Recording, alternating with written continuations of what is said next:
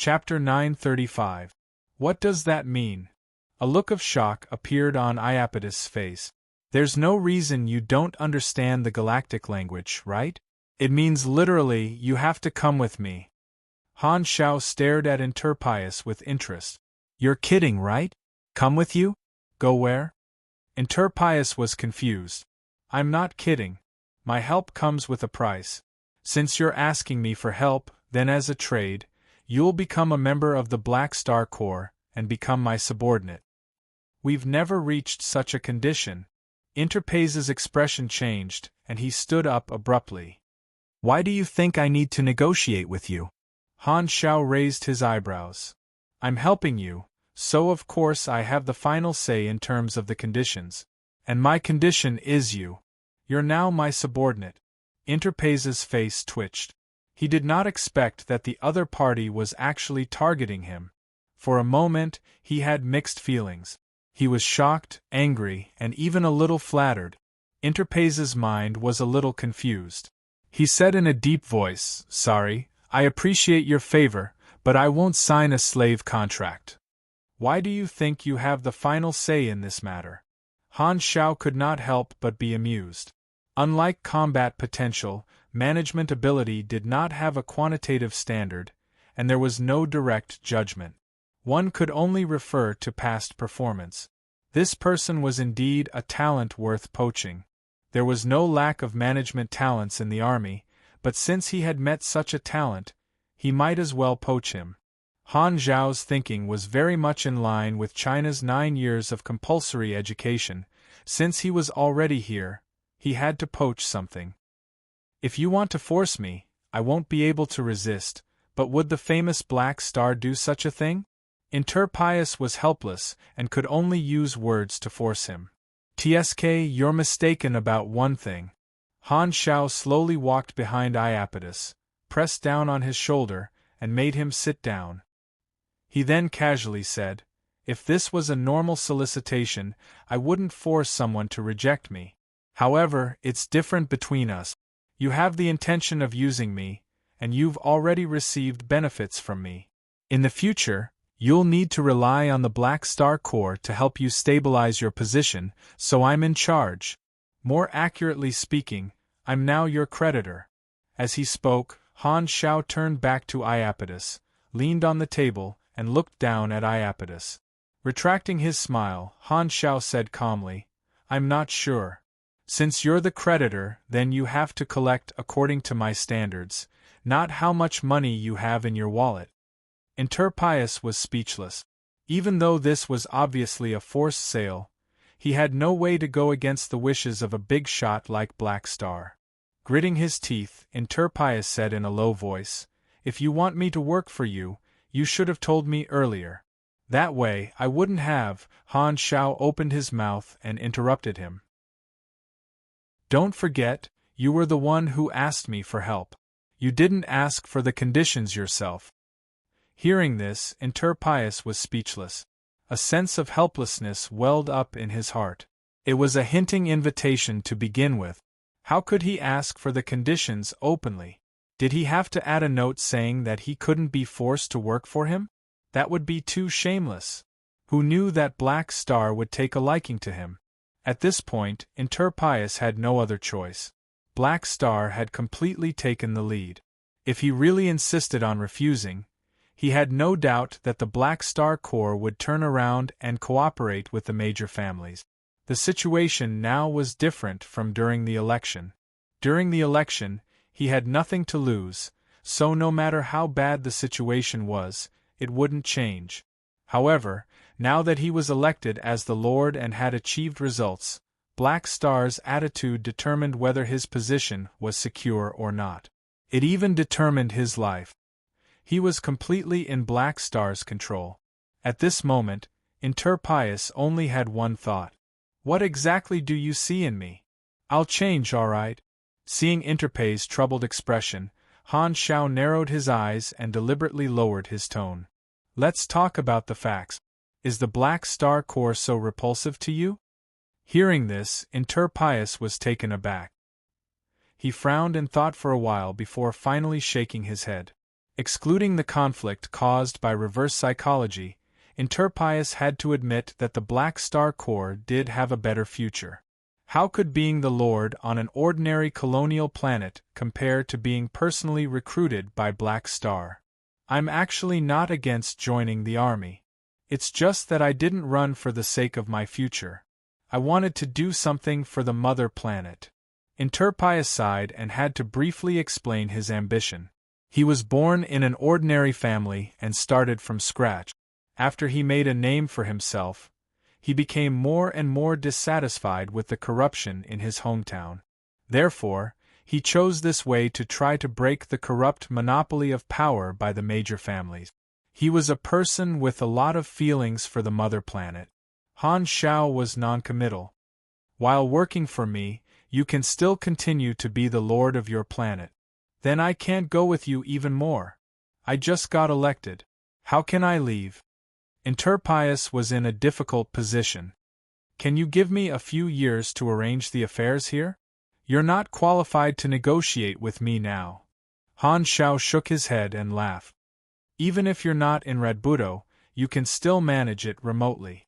With my support, even if you're not here, no one can shake your position. Seeing that he still wanted to say something, Han Shao stopped arguing with him. He stood up and walked out of the room. I don't care how you deal with it. I'll give you 3 days. When the time is up, you'll come with me. That's it. Looking at Han Zhao's back, Interpius sat in his seat silently. His face became more and more bitter. His worst premonition came true. Sure enough, it was easier to invite a god than to send him away. He hadn't even warmed up the Lord's seat yet, and he had to move his butt away. So tired, so regretful. I shouldn't have provoked such a big shot. 3 days later, at the ground spaceport, Interpius carried his luggage and stood in front of the cabin door of the spaceship with a complicated expression. He sighed secretly, looked back at the female secretary, and said helplessly, "When I'm not here, I'll have to trouble you." After 3 days of arrangement, Interpius finally decided to leave his confidant as his spokesperson to help him manage Red Budo remotely. With the support of the Black Star Corps, her personal safety was guaranteed. Although he was very reluctant, he had no choice. The female secretary couldn't help but step forward and hug Interpius. She could only watch the situation develop into the current situation and couldn't stop Interpius from being taken away. "You be careful." The female secretary had a worried look on her face.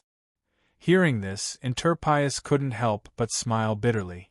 If he followed the Black Star, at least he wouldn't have to worry about his safety. Looking back at the spaceship, Interpius took a deep breath and suppressed the complicated emotions in his heart. He carried his luggage, walked toward the cabin door, and stepped on the unknown future. The Black Star Corps fleet hovering in outer space was far away from Red Budo, and the new planet lord also left. This news was not kept a secret. When the major families heard about it, they were all shocked. 3 days after being elected, he left. What kind of operation is this? After some investigation, the major families finally found out the situation. They found out that Interpius had become a member of the Black Star Corps and was taken away. The female secretary was left behind to manage him remotely, and they wanted to continue holding the position of Planet Lord. Interpius had the support of the Black Star Corps, so the major families couldn't resist. However, Interpay's actions didn't follow the rules. Normally, the local ruler of a colonial planet couldn't join other organizations on the surface. This was to prevent the local ruler from being controlled by other organizations. The major families discussed in private and decided to use their connections to report this matter to the central government of the civilization. They couldn't deal with Interpius, but the government could. As long as they used Interpay's sensitive identity as a reason, they could start a special plan to remove his position as Planet Lord and replace him with an official. In their eyes, although the Black Star Corps was powerful, they didn't have the right to interfere with the internal affairs of a star system civilization. This method was worth a try. Since they couldn't afford to offend Black Star, they could only do something about it.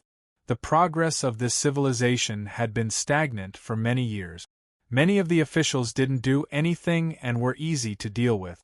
The major families couldn't do anything to inter Pius, but they were still quite confident in recruiting a planet lord. The situation wouldn't be any worse than it was now. After the central government of this civilization learned about this situation, they were instantly put in a difficult position. This move violated their rules, but they couldn't afford to offend Han Shao. After some discussion, they could only take measures against Inter Pius and give him a choice. He could either give up his identity as an army lord and become a planet lord, or he could resign from his position as planet lord of Red Budo. Inter Pius wanted to return, but he had no choice. He was also unwilling to give up the position of planet lord, so he could only report it to Han Shao. Since he had already poached him, Han Shao didn't mind increasing the loyalty of the newcomer. He turned around and called the Red Empire. The effect of this call was obvious. After a few days, this star system civilization silently retracted the order and acted as if nothing had happened, tacitly agreeing to Interpay's identity. This time, the major families of Red Budo were completely at their wits' end. Black Star's power made them unable to do anything, so they could only obediently accept their fate. This star system civilization was a vassal of the Red Empire and was under the management of the Empire. With Han Zhao's position in the dynasty, a single call was enough to get the dynasty to solve this problem. However, Han Shao was also clear that this move would only work on the dynasty's vassal civilizations. If it was a normal neutral star system civilization, they would most likely not have listened to him. An outsider interfering with the internal management of a civilization would be suspected of supporting a puppet. This violated the universal law of the galaxy and touched the bottom line of a civilization. As a beyond grade A ally of the dynasty, his position was indeed extraordinary and he was deeply respected by the star system civilizations. However, respecting him was one thing, but it didn't mean that the civilization would compromise without principles. However, the vassal civilizations within the dynasty were different. Their government was deliberately loose, and they followed the Red Empire's lead. The extent of this matter was not enough to make the dynasty lose face.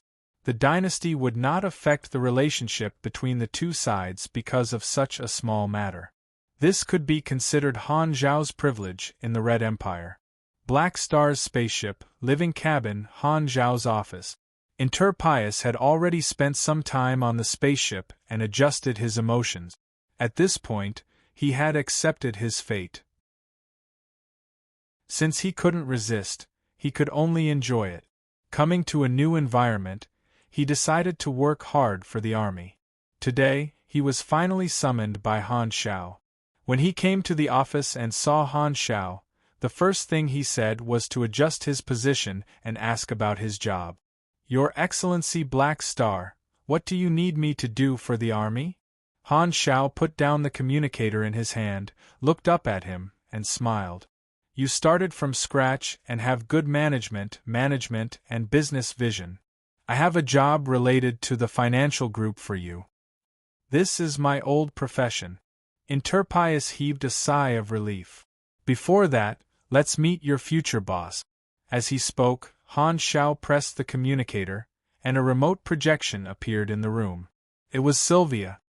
"I'm the Chief Administrative Officer of the Black Star Corps, Sylvia. You're the Inter Pius that teacher mentioned?" Sylvia sized Inter Pius up with a scrutinizing gaze. "Yes. I've already seen your resume. Your ability is not bad." Sylvia nodded and said politely. This time, Han Shao knocked on the table and made the two of them look over. "All right, let's get down to business. I'm preparing to set up a subsidiary financial group. It's still in the preparation stage, and I'll be investing a large number of talents in the army." The Black Star Corps had developed to its current state, and its size was extremely large. It was time to reform its structure. After some consideration, Han Shao decided to develop some subsidiary forces around the army. The first force was to borrow the resources of the Black Star Corps to create a subsidiary organization that was purely financial. This would be more convenient in terms of business operations. This idea was partly inspired by the example of the Limitless Financial Group. On the other hand, it was also to deal with the competition from the Limitless Financial Group. The methods of the Limitless Financial Group had exposed the weakness of the interests of the alliance. Therefore, Han Shao wanted to set up a subsidiary financial group to integrate the various subsidiary businesses of the army, digesting the business channels of the partners, and turning them into his own business. This way, he could curb the hostile acquisition methods of the Limitless Financial Group and compete with them. Sylvia nodded. She looked at Iapetus and spoke in a capable tone. "I'm temporarily the highest leader of the financial group. Although you're a newcomer, you're a talent personally recruited by the army commander, so I'll give you a chance. You don't have to start from the bottom but can directly lead a team and compete with other teams. As long as your performance can be ranked at the top, I'll give you the position of a senior manager of the financial group. Whether you can be promoted or not will depend on your performance." The army had a large number of talents, and Interpius was just a newcomer. Han Shao would not let him directly enter the management level. He could only prove his ability step by step before he could be promoted. "I understand. That's fair." Interpius nodded calmly. He was quite confident in business and was not afraid of competition. After thinking about it, he could not help but ask, "Then, what's the name of this subsidiary financial group?" Hearing this, Han Shao raised his eyebrows, and a mischievous smile appeared on his face. "Let's call it the Germinal Financial Group. Remember the mobile version of the website. 936 dealing with Sorokin, the idea of the subsidiary financial group, page 1/1 bookmark for easier reading." Chapter 936. Interpius did not know what the financial group's name meant, but when Black Star mentioned this name, the weird smile on his face made him imagine a series of love and hate entanglements. It seemed to have a special meaning. He thought to himself but did not show it on his face.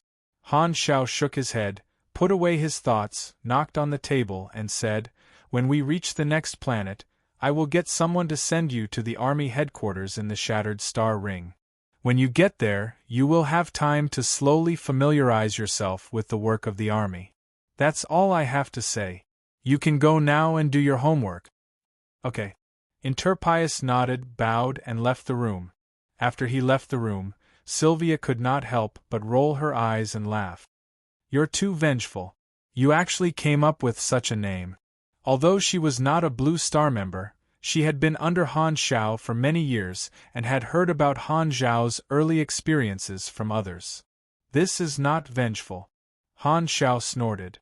"Speaking of which, he, Hela, and Aurora should be the only 3 former members of the Germinal organization left." Looking at it this way, the Germinal organization was really full of crouching tigers and hidden dragons. After teasing her for a while, Han Shao said seriously, "Back to the topic, how's the situation in the Shattered Star Ring?" Hearing this, Sylvia also stopped smiling and reported the progress of the competition between the Black Star Corps, Bloodshed Land, and the Limitless Financial Group. Ever since the competition broke out, Han Shao had asked Sylvia to report the situation to him regularly.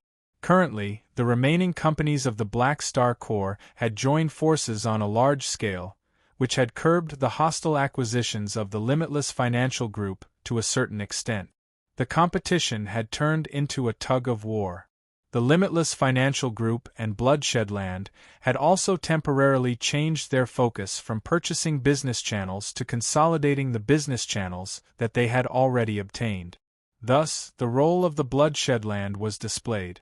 With the identity of a beyond Grade A organization, they were able to quickly digest the market seized by the Limitless Financial Group, causing the business scope of the Bloodshed Land to break through the mold and rapidly expand.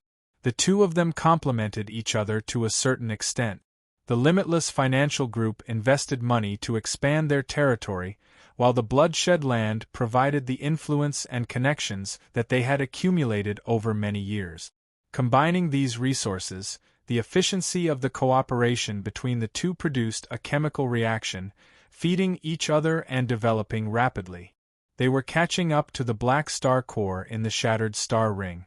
Otherwise, even if the Limitless Financial Group had so much money that even the Heaven and Earth Bank did not dare to print, the threat to him would be limited. The tyrant really knows how to launder money. After listening to the report, Han Shao snorted. If I don't rub you against the ground 100 times after I advance, I'll write my surname backwards. Han Shao shook his head. I already know the situation. You can go back to work. Humph, you only know how to order people around. I can't even stay with you for a while longer. Ever since I became the chief administrative officer, you've become more and more distant from me. Sylvia wrinkled her nose unhappily. When did I? Han Shao was stunned. I don't care.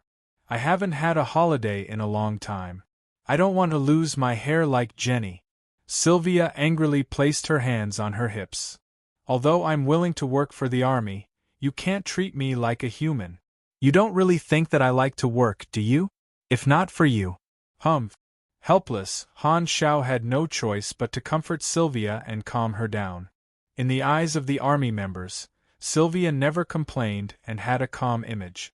Only in front of him would Sylvia throw a tantrum. On the next planet, Han Shao ordered a few battleships and packed Interpius back to the shattered star ring. He then continued to run around the dynasty, looking for leaks while training his energy. He traveled through the various star clusters and star systems in the constellation corridor. As time passed, the various organizations no longer found it strange. After a long period of traveling, Han Shao also slowly accumulated his energy to the critical point of LV-19, getting closer and closer to the requirements of the promotion mission. In the gravity training room with the maximum gravity simulation environment, Han Shao, who was half naked, floated in midair. His eyes were emitting a strong light, and his mouth and nose were breathing in and out like lightning. His breathing formed a thundercloud, and his breathing was like thunder. His breathing was like thunder, and his breathing was like crackling lightning. His body was surrounded by dense mechanical force, and all kinds of signs showed that the energy in his body was in its most active state. Han Shao took a deep breath and retracted all his mechanical force back into his body. He then turned off the gravity mimicry. In his senses, the cells that were suppressed by gravity were freed from their restraints, and new energy was squeezed out. I've mastered another energy training technique. The light in Han Zhao's eyes dimmed, and he opened the interface to take a look. He nodded with satisfaction. This was an energy training technique that trained through gravity. Through the method of compression and release, the limit of the energy produced by the cells was increased. The number of times he could train had already reached the limit, and he had squeezed all the value out of it. During this time, Han Shao had already trained quite a few energy training techniques, which had cost him a lot of experience and energy. Now, his energy limit had already reached around 119,000. Only 1,000 left. I'm not far from LV-19. Han Shao rubbed his shoulders, then controlled his body. He opened the closed sweat glands on his upper body, and sweat instantly gushed out like a fountain. However, the moment it left his body, it evaporated. With his current life level, he could control his body perfectly. Whether he sweated or not was up to him. After intense exercise, it was fine if he did not want to sweat, but it would only make him feel a little uncomfortable. After cleaning his body, Han Shao touched his chest muscles, lowered his head, and admired his golden ratio muscular body. Only then did he put on the clothes. The alloy door slid open, and Han Shao walked out of the gravity training room. He casually nodded to a group of crew members who passed by, then walked to the corridor and looked at the observation window. The observation window displayed the external environment, and it could be zoomed in and out. At this time, the observation screen was overlooking the surface of a planet. A majestic galactic city was located there, and spaceships were taking off and landing, leaving behind streaks of light in the sky that did not disappear for a long time. Enya Hub, a famous galactic city in the Constellation Corridor, a high-level transit hub city. Han Xiao nodded. This was a very lively galactic city that belonged to a beyond grade A ally of the dynasty. Because of its good management and location, Enya Hub had become a famous location in the dynasty. However, Han Xiao did not come to this planet to recruit people. His fleet just happened to need to replenish their resources. Furthermore, Aurora and the other Black Star Guards expressed that they were tired of staying on the spaceship and wanted to go to the city to play. Thus, he brought his people to Enya Hub and had been there for a few days. Because there were too many people coming and going, in order to not cause a commotion, Han Xiao had the fleet disguise themselves. At the same time, he had Philip conceal the information of his arrival and set up a fake identity. The artificial intelligence of Enya Hub was unable to detect it, and no one knew that he had come. Opening the interface, there was a buff for the evolutionary totem on his status bar. This is also a planet equipped with the evolutionary totem. Han Xiao stroked his chin. The sale of the evolutionary totem had been going on for quite some time, and the dynasty and its allies had already bought what they needed. They were already being used on a large scale and were usually used on colonial planets. It was rare for them to appear in a galactic transit hub. Han Xiao had browsed through the information of Enya Hub for the past 2 years and realized that the evolutionary totem had attracted even more travelers. Some of the weaker races even took the initiative to send some of their people to live on neutral planets with the evolutionary totem. A new migration phenomenon was created, and the influence of the evolutionary totem began to spread. After sizing it up, Han Xiao left the corridor and went to the officers' activity room. Usually, there would be many people playing cards here, but at this moment it was very quiet. Less than half of the Black Star Guards were playing Wayne cards. Seeing Han Xiao, everyone turned to greet him and continued to focus on their game. Their brows were furrowed, as if they had met their match. Han Xiao walked to the side of the table and looked around. Great, they were all noobs, and there was indeed no correlation between their combat strength and their card skills. Looking around, Han Xiao did not see Fu Ding, Hardaway, and the others. He then patted someone's shoulder. Where did the others go? Oh, they all went to Enya Hub to play. Hardaway brought a group of people to, they went to that kind of bar. As for Fu Ding, I remember that he went shopping with Aurora. This calamity-grade Black Star Guard scratched his head. Do you want to call them back? Forget it. Han Xiao shook his head. Since he had nothing else to do, he could not be bothered to disturb his subordinate. After thinking about it, he was not in a hurry to leave. Since he was only lacking 1,000 energy, he might as well stay there and focus on training the last bit of energy to complete the promotion mission. At the same time, in Enya Hub Entertainment District 04, a grand ceremony was being held there, and the streets were packed with people of different races. The parade cars moved slowly, and the performers made all kinds of strange movements toward the audience. From time to time, there would be street performers performing by the side of the street. It was very lively, and there was laughter everywhere. Fu Ding and Aurora's faces were disguised, and they walked among the crowd. Aurora looked around curiously, while Fu Ding followed Aurora as her temporary bodyguard. He smiled and commented with Aurora about the performances around them from time to time. Sigh, it's too boring to stay on the ship for too long. It's more fun to be in a crowded place. Aurora was holding a bunch of hot snacks in her hand. She was in a good mood as she chewed on them and spoke vaguely. Hella liked to be alone, but Aurora preferred to be in a crowded place. Although the hardships of her childhood had caused her to suffer from social phobia for a period of time, after years of adjustment, she no longer had this problem. She spent most of her time with Hella. Now that Hella was away, Aurora also wanted to walk around to increase her experience.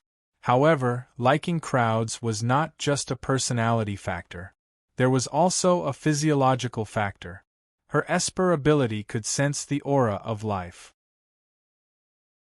Places with many life signals would attract her to a certain extent. In such an environment, her Esper ability would become more active, and she would feel happy. Oh, I prefer places with fewer people. Fu Ding shrugged. Aurora rolled her eyes at him. You like to be alone, right? Is it so fun to have spiritual sex? Are you too addicted? Fu Ding did not mind. He smiled faintly and pointed to his temple. You're making her shy. Aurora felt goosebumps. Just as she was about to say something, Fu Ding's eyes suddenly changed. He took a step forward, pressed on Aurora's shoulder, and stared in a direction. Wait, there seems to be a situation. Seeing this, Aurora did not ask. She immediately put away her joking expression and threw away the snacks in her hand. She reached for the foldable gun at her waist and instantly got into a combat stance. At the same time, she fully activated her life-sensing ability and followed Fu Ding's gaze. Suddenly, she found a few life signals that did not exist suddenly appeared in the distance. One of them was very weak and seemed to be in a state of serious injury. The two looked at each other and quickly walked in the direction of the signal. They turned into an alley and walked through many corners. As they went deeper and deeper, there were gradually no traces of passers-by. Soon, the two arrived at the location of the abnormal life signals. However, there was an empty space in front of them. There was nothing unusual on the surface. Fu Ding frowned and took out a magic badge from his pocket. This was a gift from Lagi. It was a device that could detect abnormal magic fluctuations. At this time, it was vibrating violently and pointed to the empty space in front of them. It seems to be a barrier magic. It can actually hide the city's magic detection device for a short period of time. The effect is not ordinary.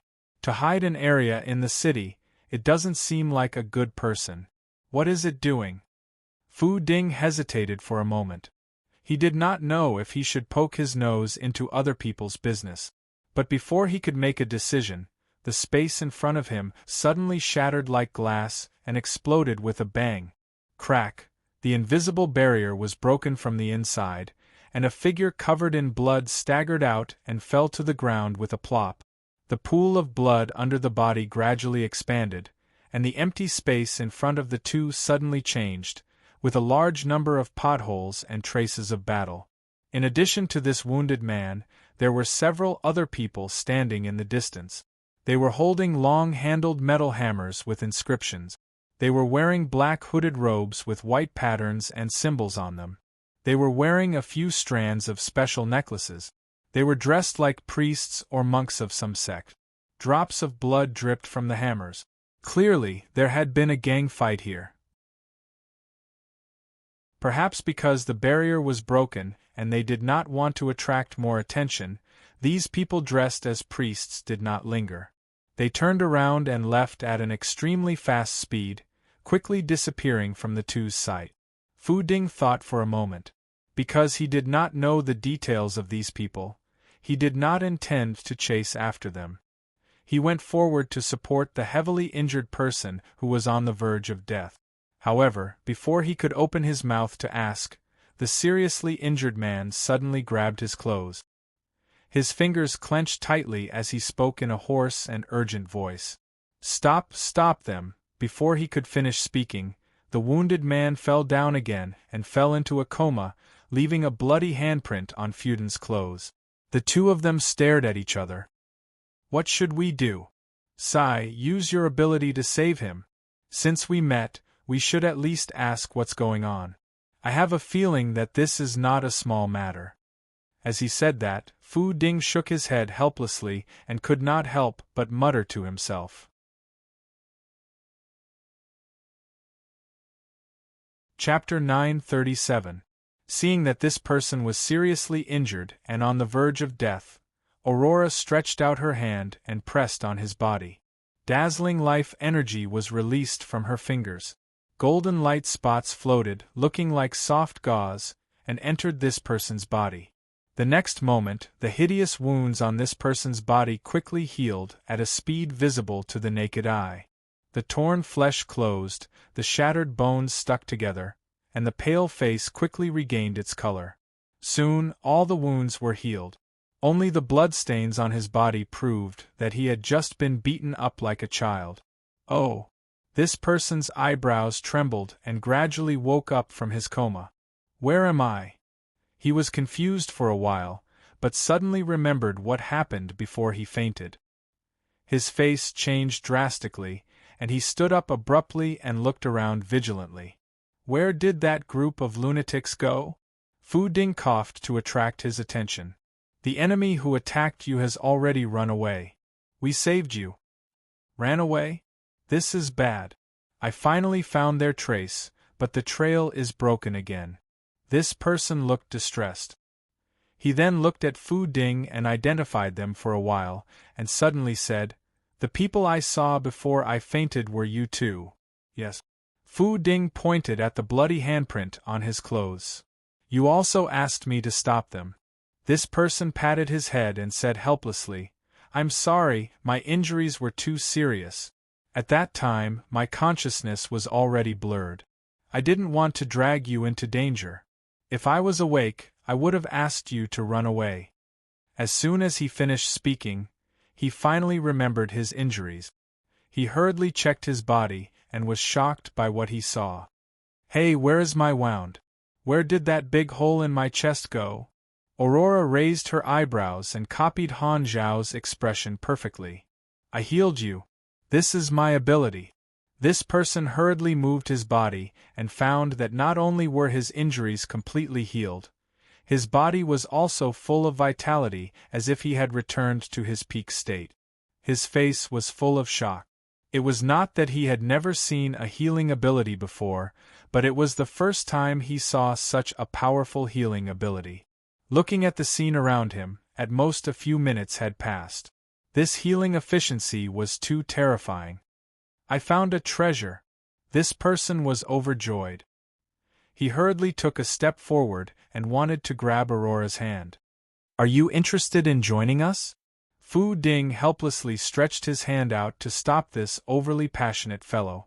After a short contact, he realized that this fellow's reaction was a little slow. "You should at least introduce yourself. This is basic courtesy." "Oh, of course, I was too excited and forgot." This person embarrassedly, and his face, he said with a solemn, "I am Raymond. I am a member of the Punisher Alliance. Of the Punisher. Of the Punisher of the Punisher of the Punisher." "You guys are not from this Star of the Star?" Seeing that the two of them did not recognize him, Raymond scratched his head awkwardly and explained, "The Punisher Alliance is a super organization dedicated to protecting the mortals and punishing the evildoers. We are mainly active in this star system." With that said, Fu Ding and Aurora immediately understood. The Punisher Alliance was a civilian super organization in the star system. They were the superheroes that a portion of the galactic residents called them. As the saying went, heroes used their martial prowess to break the law. It was the same in the galactic society. Those who obtained strength would have their thoughts and desires changed. From time to time, wanted criminals would pop up in the various corners of the universe. The main reason was because of the abundance of superpowers, which gave birth to a large number of ambitious villains. At the same time, superheroes were born. Being a superhero was also a profession. Unlike being a mercenary, this profession was extremely tough. Not only did they have to go around rescuing people, but they might not even be paid for their work. There were not many people who were willing to invest their superpowers into this profession. Most of them wanted to use their superpowers to exchange for a better life, more wealth, and more power. Thus, there were very few experts who chose to become superheroes. Under normal circumstances, superheroes were formed by a group of like-minded people. However, there was a benefit to being a superhero. Their reputation far exceeded that of a mercenary.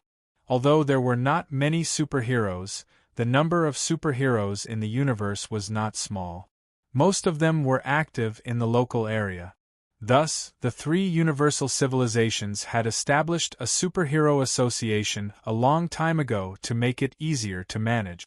As long as one registered, they would be able to obtain the title of hero and exercise justice in the designated area without being invited to drink tea. Apart from the salary, the association would also compensate for any losses caused in the process of exercising justice. Simply put, superheroes were like a bunch of vigilantes in the eyes of the civilizations. After hearing that, Fu Ding pondered for a moment and did not say his real name. I'm Fuahem Chen Xing. She's Aurora. Thank you for saving me. Their faces were blurred, and Raymond did not recognize them. Tell me, what exactly is going on? Fordin nodded. Raymond originally did not want to drag outsiders into this, but Aurora's ability changed his mind. He explained everything in detail. The people who attacked me earlier belong to a cult of zealot. They believe in a certain evil god and call themselves the Blood Hammer cult. They use blood sacrifices to carry out rituals and have committed many crimes in this star system. They are old rivals of our Punisher alliance. Hearing this, Fuden frowned. He didn't like this barbaric act of using ordinary people as blood sacrifices. The three universal civilizations' territories had good law and order, but it was impossible to prevent all crimes. Occasionally, there would be some criminals that escaped the net. Unless it was a wanted criminal with extremely high combat strength or a very serious case, the universal civilizations would not always do the job themselves. Usually, the local vassal civilizations or mercenaries would deal with the wanted criminals to save on security resources. If the vassal civilizations could not handle the case, the universal civilizations would intervene. The Blood Hammer Church did not use many ordinary people as blood sacrifices, and many of their operations were stopped by the Punisher Alliance. At the same time, they would not go to the dynasty's colonial planets to capture ordinary people as blood sacrifices. Thus, the destruction caused by their actions did not reach the point where the dynasty had to deal with them personally. I coincidentally discovered traces of those lunatics in Enya Hub and was worried that they would conduct a blood sacrifice here. Thus, I secretly followed them and wanted to find out where they were. It was a pity that I was discovered midway. You guys know what happened next. If not for you guys, I would already be dead. Raymond smiled bitterly. I see. Fu Ding sighed. What's your plan now? Don't worry, I have already informed my other companions. They are rushing over to Enya Hub. Before that, I will continue to track down the traces of the Blood Hammer Church. I cannot allow them to harm ordinary people here. Raymond grinned. However, I am not their match alone. You can look for Enya's army and police force. Aurora remained unmoved. I will make a report, but I am only an ordinary superhero. They will not allow me to join their work. Furthermore, I cannot just sit around and do nothing. Thus, I have to do something myself, Raymond said. I hope that the two of you can help me. I sincerely invite the two of you to join the Punisher Alliance. Fu Ding did not deny it. Many superheroes had the same problem of being Lone Rangers, and Raymond was obviously interested in Aurora's Esper ability. How about this? Let us consider it. After pondering for a while, Fiden did not make a definite decision. He decided to report it and listen to Han Zhao's opinion. It was not that he wanted to be a busybody, but this was the dynasty's territory, and they were the dynasty's allies. It would not be good for them to ignore a group of fugitives who seemed to want to cause trouble. After all, their identities were still here, and they would try their best to stop them if they could. To the Black Star Army, this was just a small matter. Punisher Alliance? Blood Hammer Church? In the training room, Han Shao opened his eyes and looked at the projections of Fu Ding and Aurora with a weird expression. He was originally training his energy, and he had just received a call from Fu Ding and Aurora. Han Shao searched for information in his previous life and had some impression of these two organizations. The Punisher Alliance was a minor faction, and it did not affect one's identity after joining it. In his previous life, there were some players who joined the Punisher Alliance to enjoy themselves as superheroes. During that period, the Blood Hammer Church had already disappeared, and the players came into contact with the storyline of the Blood Hammer Church through the dungeon crystals that were dropped by the faction. In his previous life, when he was training his Smuff account, he had played the Blood Hammer Church dungeon many times. The priests in the dungeon used the evil god blood sacrifice as a means of healing. Their battle hammers were swinging vigorously, and they were able to attack, tank, and heal at the same time. This left a deep impression on him. In front of the Blood Hammer Church, the priests who only knew how to heal were all little brothers. The correct style of a priest should be to destroy the mortal world with a war hammer. In his previous life, the Punisher Alliance had a side storyline where they defeated many villains and collected many spoils of war. One of the spoils was a relic left behind by a powerful super, and a powerful secondary dimensional life form was sealed within it. Many years later, this life form broke the seal and caused the Punisher Alliance to suffer heavy casualties. Han Shao clearly remembered that it was because the mission reward for killing the unique boss of this sealed creature was 2 talents.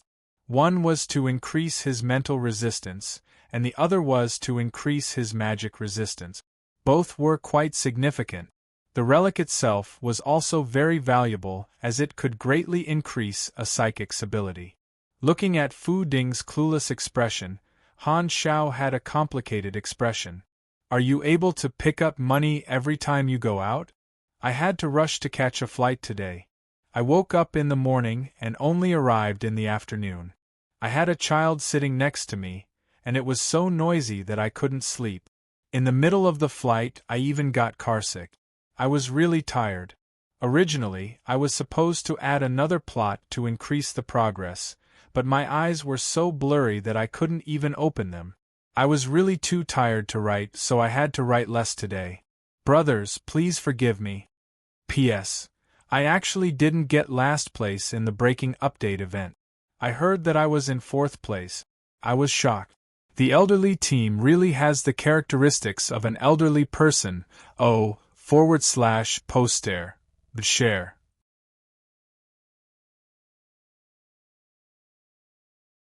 Chapter 938. With a main character around, there will always be unexpected situations. I just want to train my energy quietly. Why is it so difficult? Han Shao sighed helplessly and waved his hands. Since there are people stirring up trouble within the Empire's borders, then you should stop them while you're at it. I'll leave you in charge of this matter. If you run into any trouble, you can mobilize my Black Star Guards. Also, I'll give you another mission. You and Aurora will hide your identities and infiltrate that Punisher boy group. Help me find the whereabouts of an item. The level of the Blood Hammer Church and the Punisher Alliance was too low compared to him. If it was any other time, Han Shao would be willing to interfere personally. However, he wanted to focus on upgrading his energy training technique and was not interested in such low-level matters. Thus, he decided to get Fu Ding to help him find out if the sealed artifact was in the hands of the Punisher Alliance. At that time, he would be able to kill the boss with a single shot and obtain the talent easily. Han Shao was quite assured to leave this kind of search mission to someone like Faiden, even more so than relying on himself. All right then. Fu Ding tilted his head. As for hiding our identities, I will get Philip to create 2 fake resumes for you guys. There won't be any loopholes, and it will be enough to gain their trust. Han Shao pondered and said, since you guys want to hide your identities, don't be too out of line. Just cooperate with Raymond and don't be too proactive. This, all right. Fu Ding hesitated for a moment before saying, "Actually, I would like to ask for your help to use the virtual technology to find the whereabouts of the Blood Hammer Church." Han Xiao shook his head and said, "There are no clues. If I want to investigate, I can only hack into the main AI of Enya Hub and filter through all the records. I can even control the quantum network of Enya Hub and monitor all the information in the area. This is a huge project. After all, this planet is the territory of another beyond Grade A ally, and they have their own police force. There is no need for me to interfere. Didn't I say earlier that don't be too out of line? It won't be good if Raymond becomes suspicious." Monitoring an entire planet and selecting targets from countless citizens required a huge amount of computing power. Although he could do it, it was quite tedious. The Blood Hammer Church's level was too low, and Han Xiao did not want to waste his energy on them. Enya Hub's police force also used similar methods to investigate suspicious people, so it was fine to let them handle it. As an outsider, there was no need for him to waste his energy. "I understand." Fu Ding thought about it and agreed. Asking a beyond Grade A to do such a small thing felt like making a mountain out of a molehill. As a member of the Black Star Guards, it did not make sense for him to ask his superior for help. Raymond and the rest were only Grade B supers, and a calamity grade like him was more than enough to deal with them. If not, he still had Hardaway and the rest. If they didn't do anything, the Black Star Guards would really become lazy fishermen. After turning off the communicator, Fu Ding explained the situation to Aurora. Aurora's eyes immediately lit up. "You want us to handle it ourselves? That's great, we finally have something to do." Fu Ding smiled and contacted Raymond. According to Han Zhao's instructions, he accepted his invitation and was willing to join the Punisher Alliance. Hearing that, Raymond was overjoyed. "Great! I welcome you guys on behalf of the Punisher Alliance. I will immediately inform the others to arrange for you guys to join." Seeing that Raymond was about to hang up the call, Phaidon could only stop him with a sigh. "There are procedures to join, right? Did you forget?" Right. Raymond slapped his head and immediately got to work. "I'm too excited. You have to fill in an application form to join. I will send it to you guys immediately." Fu Ding shook his head and received the application form from Raymond. He opened it and scanned through it. He only had to fill in the name, ability, grade, and other information. He filled in the fake identity that Philip had created and changed it to Grade B. If others knew that he was a Calamity Grade Super, his status would be completely different, and it would not be easy for him to enter the organization. While the ratio of Calamity Grade Supers in the Central Galaxy was much higher, he was still a high-level combatant. After filling in the form, he sent it to Raymond, who immediately sent it to all the members of the Punisher Alliance. At the same time, a small spaceship was moving at high speed toward Enya Hub 2 star zones away. There was the symbol of an organization on the exterior of the spaceship, representing the Punisher Alliance. A group of people were in the spaceship, either sitting or standing. Some were wiping their blades, some were maintaining their guns, some were resting with their eyes closed, and some were watching entertainment programs. They were all superheroes of the Punisher Alliance. They did not have a leader, and everyone was an equal partner who fought side by side. They all had their own roles and social circles. There were a few leaders in name, and they were all old members of the organization with high prestige. Such an organization structure was very common. Just as they were doing their own things, a virtual screen suddenly appeared in the middle of the room, and a message from Raymond appeared.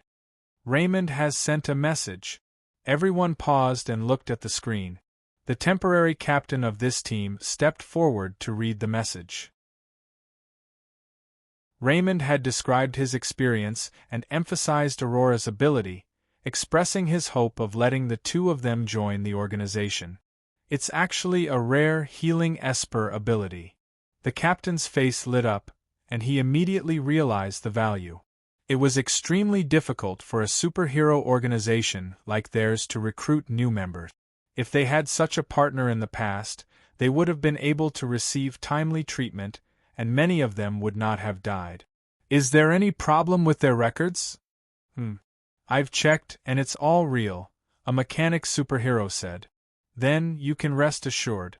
I agree to let the two of them join us. Wait a moment. At this moment, a skinny man spoke up. Be careful. This is a scheme of the Bloodhammer Church. Perhaps they are trying to infiltrate our ranks. Don't forget that they also have an evil healing ability. Ask Raymond if he saw anyone healing him. Slade, you're thinking too much. Although Raymond is a little rash, he is still quite reliable. The captain frowned. I believe in Raymond, but I don't believe in such a coincidence. The skinny man's tone was cold. His name was Slade, and he was also an old member of the Punisher Alliance. He was extremely cautious and believed that time would reveal a person's heart. No newcomer would be able to obtain his trust. The captain knew that he could not convince him, so he shook his head and changed the topic. Let's not talk about this for now. Let's hurry. Unraveling the Bloodhammer Church's scheme is more important. That's right. Everyone's face turned cold. However, these people did not know that they had only seen the tip of the iceberg. The situation behind the scenes was not as simple as they had thought. A scheme was brewing in the shadows that no one knew about. In a certain area of Enya Hub, the temporary base of the Bloodhammer Church, the few priests who had attacked Raymond returned to the base, and they immediately attracted the attention of the other members in the base. In the room, a tall man stood up. His attire was even more extravagant, and he held an even larger war hammer. This person was the Archbishop of the Bloodhammer Church, and his gaze was filled with hostility. There's the smell of blood. Did you guys meet an enemy? It's someone from the Punisher Alliance. He followed us, and we used a barrier to get rid of him. It's a pity that he broke through the barrier and escaped. It's this bunch of people again. They have ruined so many of our missions, and we really can't get rid of them. The Archbishop of the Bloodhammer Church was enraged, and he hated this bunch of old enemies. Raymond thought that the Bloodhammer Church was here for a sacrifice, but that was not the case. If it was a normal blood sacrifice, it would be fine. However, this was an important mission that concerned the future of the Bloodhammer Church. Hence, the Archbishop was even more enraged. We can't stay in this base anymore. We have to move immediately. The Archbishop's face was ashen. There cannot be any mistakes in this mission. Pack up immediately. Hearing this, everyone in the stronghold moved to pack up the things in the room. The Archbishop of the Bloodhammer Church walked to a conference table and looked at the paper map on the table. The map depicted the terrain of an important area in Enya Hub, and there was a detailed operation plan on it. All the arrows pointed to the core of the area. This place was where the evolutionary totem was stored in Enya Hub. About 10 streets away from the Bloodhammer Church, there was a secret base of another organization.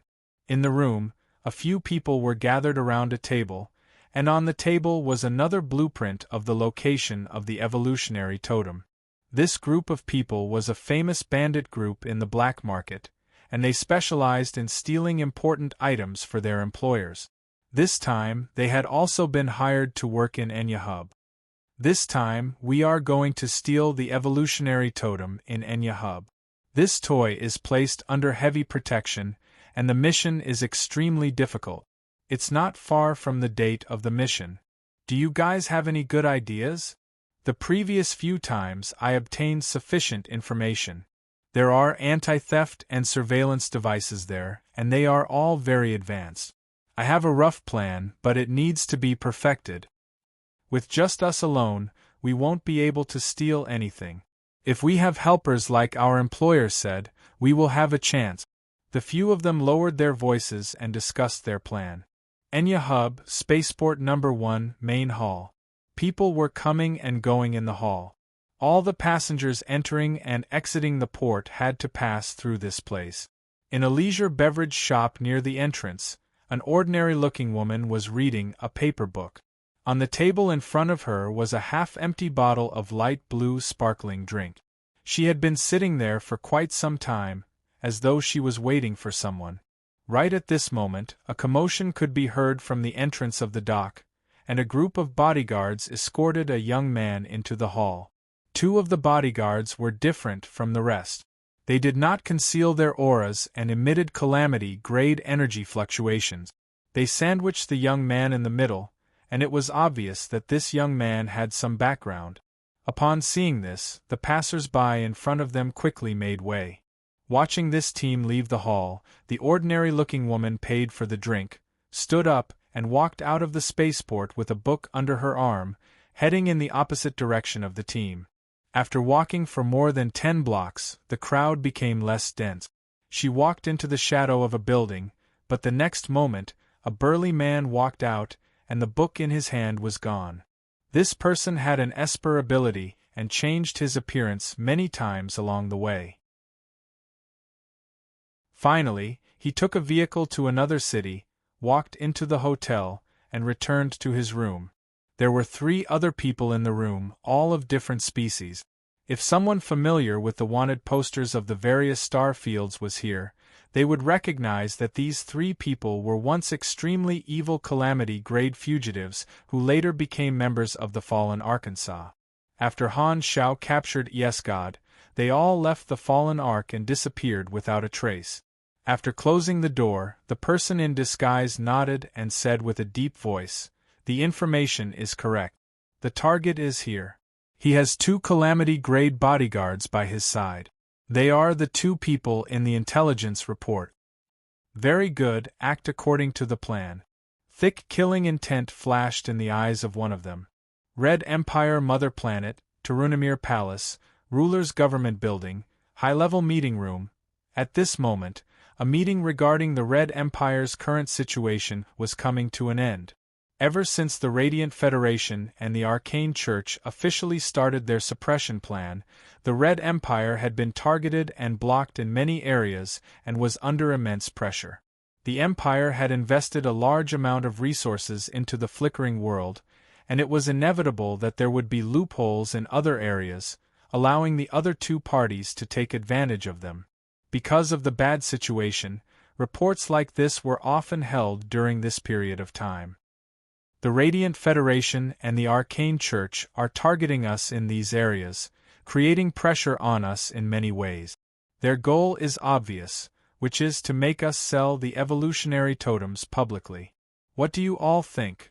Urinril, who was sitting on the main seat, said with a serious tone as she looked around. Some of the upper echelons below nodded, while others were expressionless. The only thing they had in common was that they did not speak. These people were not all from the ruler's faction, and some of them were important members of other factions. Urinril valued the opinions of these people more. Urinril looked at a senior official on the left and said with a deep voice, "Ludwell, what do you think?"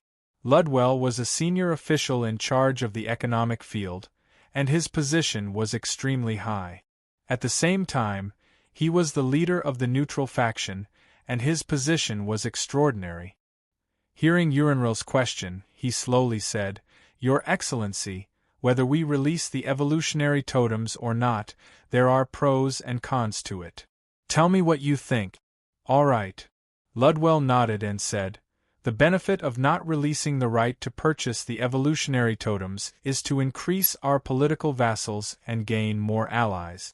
Furthermore, from a long-term perspective, we can optimize the potential of our species and give birth to more talents in the future, slowly surpassing the other civilizations.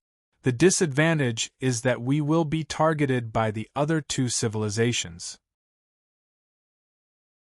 The benefit of releasing the right to purchase the evolutionary totems is to reduce the pressure and consolidate the ruling position of the 3 universal civilizations. We can also obtain new political benefits by limiting the number of evolutionary totems, but the disadvantage is that we will give up our long-term potential and will not be able to enjoy the benefits of the evolutionary totems alone. We will lose an opportunity to surpass others in terms of talent. At this moment, Ludwell suddenly changed the topic and raised a finger. However, there is an unavoidable problem with releasing the right to purchase the evolutionary totems, which is that the equipment used to create the totems is not controlled by us. This is an unstable factor.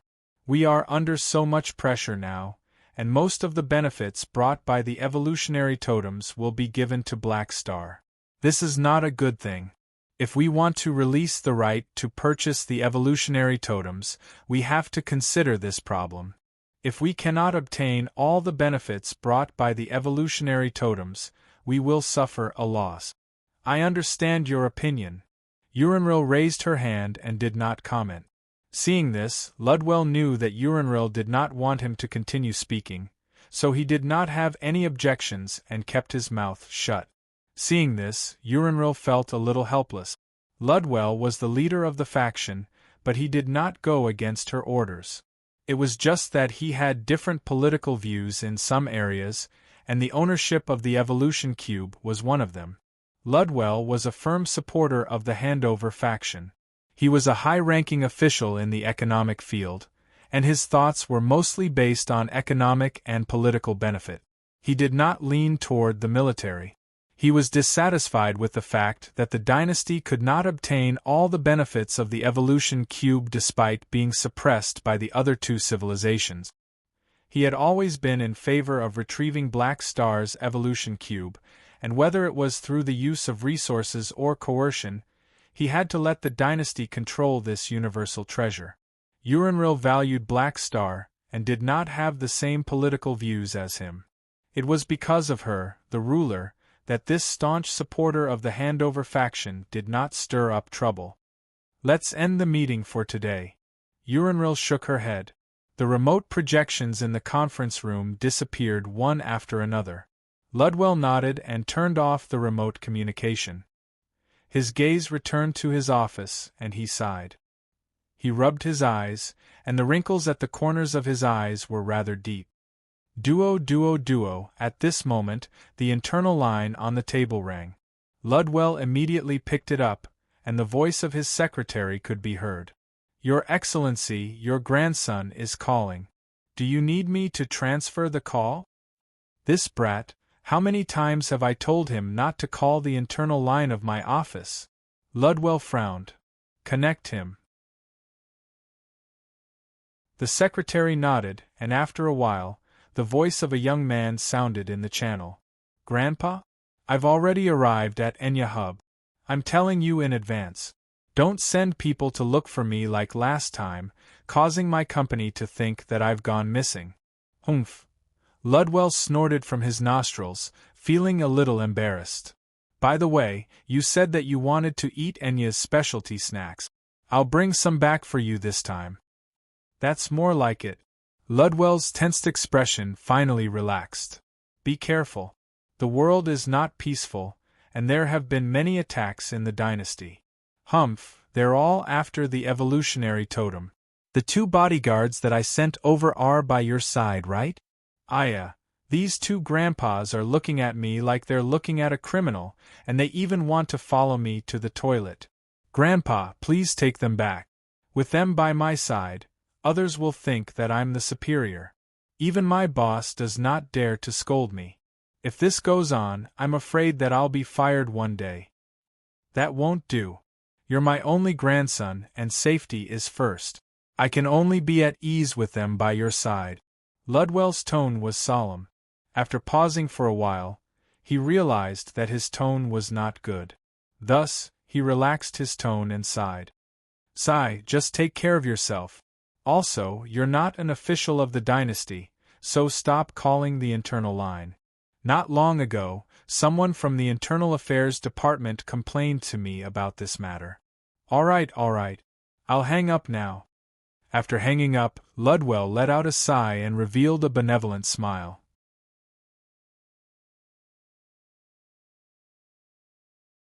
Chapter 939. Over the next few days, Fu Ding and Aurora cooperated with Raymond to search for traces of the Blood Hammer Church in the various cities of Enya Hub. This matter had already been reported to the police force, and after some questioning, they promised to investigate the traces of suspicious individuals before sending them out. Clearly, they had no intention of getting the superheroes to help. While the status of superheroes in the universe had already been legalized, the police force did not like to work with superheroes. After all, they were not ordinary people. Most superheroes were only Grade B supers, and there were plenty of Grade B supers who worked for the various civilizations. Those superheroes with fancy nicknames might not necessarily be a match for ordinary officers in a real fight, so most of the time, there was no need for the so-called superheroes to help.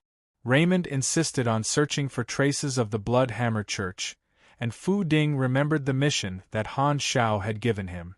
He stayed in the stronghold that Raymond had rented and hid his strength to help. After a few days, the three of them still did not find any traces of the Blood Hammer Church, but the reinforcements of the Punisher Alliance arrived. "You guys are finally here." In the stronghold, Raymond was overjoyed and welcomed the reinforcements. After exchanging a few pleasantries, he introduced his companions to Phaidon and the others. Everyone looked at Phaidon and Aurora. Most of them had a friendly expression and nodded in greeting. However, a small portion of them were expressionless and did not do anything. These two are Chen Xing and Euler. They are both Grade B supers, especially Euler. Her healing Esper ability is just too amazing. "Hello, I am Chen Xing," Fu Ding smiled and greeted everyone. He did not have the arrogance of a Calamity Grade super, and his temperament was extremely amiable. It would have been fine if he did not smile, but the moment he smiled, many of the people present felt their hearts race. Fudin's charm was irrespective of race and gender, and his every move unconsciously exuded a special attraction. If he still smiled, it would really kill people. Even if he wore a disguised face, it could not hide his volcanic eruption of charm. "This new comrade's temperament is really good," many people muttered and looked at each other. Aurora. Aurora was not used to her fake name. Everyone looked over, and their gazes immediately became much more fervent. Who wouldn't like a companion with healing abilities? Who knew when they would need his help? Just as he was about to step forward and make new friends, a discordant voice rang out from the crowd. "I would like to ask, why did you join the Punisher Alliance?" Everyone looked at the source of the voice with a helpless expression. The one who spoke was Selly, who was very cautious. "Because he invited us." Aurora shrugged and pointed at Raymond. "You guys are also Grade B supers. Don't you think it's strange that you joined us just because of a simple invitation? You haven't even heard of the name of the Punisher Alliance before, and you've just changed your mind on the spot? Oh, I'd rather believe that you've been premeditated." Selly's tone was cold. Everything was too coincidental. He couldn't help but doubt. Fu Ding smiled and did not argue. Everyone was worried that he would be dissatisfied, so they hurriedly came up to dissuade him. Just now, Fu Ding gave them a good first impression, so they could not help but speak up for him. "He's so handsome, so he's obviously a good person." Selly's eyes twitched, and he barely managed to resist Fu Ding's charm halo. He walked past Fu Ding and stared at Fu Ding. "I will keep an eye on you. If you have any other intentions, don't blame me for being impolite." Then, he walked away with large strides. Because of Selly's actions, the atmosphere became a little awkward. At this moment, Raymond walked up and patted Fu Ding's shoulder. "Don't bother about him. He has always been like that. When I first joined, I was also targeted by him." "It's fine." Fu Ding smiled. Seeing this, the others also came up to chat. Fu Ding dealt with them with ease and quickly blended into the group. It was not difficult for him at all.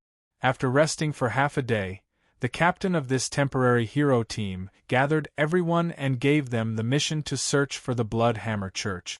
The Punisher Alliance did not have many people, so only a few people were in charge of a large area and slowly searched for clues. Fu Ding and Aurora naturally stayed together and followed Raymond. With the addition of a pugilist hero, The four of them were in a small group and searched for a rather bustling city in Hub. The artificial sun gradually set, and the blood-red sunset dyed the sky red. As the sun slowly retreated to the horizon, night slowly covered the sky, and the bright lights of Hub gradually lit up. Hub only woke up at night, showing the other side of this galactic metropolis. It was as though a traveler carrying a suitcase had turned into a sexy lady with heavy makeup and seductive eyes. The night was the curtain of the entertainment field.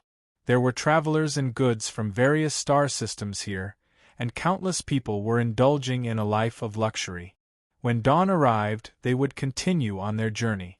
The crowd on the streets was denser than during the day. The crowd was surging, and the air was filled with an impetuous and joyful atmosphere. It was like alcohol mixed with freshly squeezed fruit juice.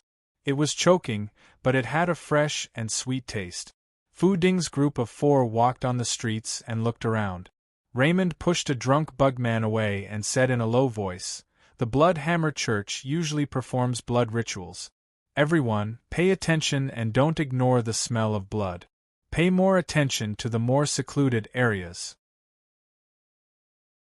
Fu Ding did not reply.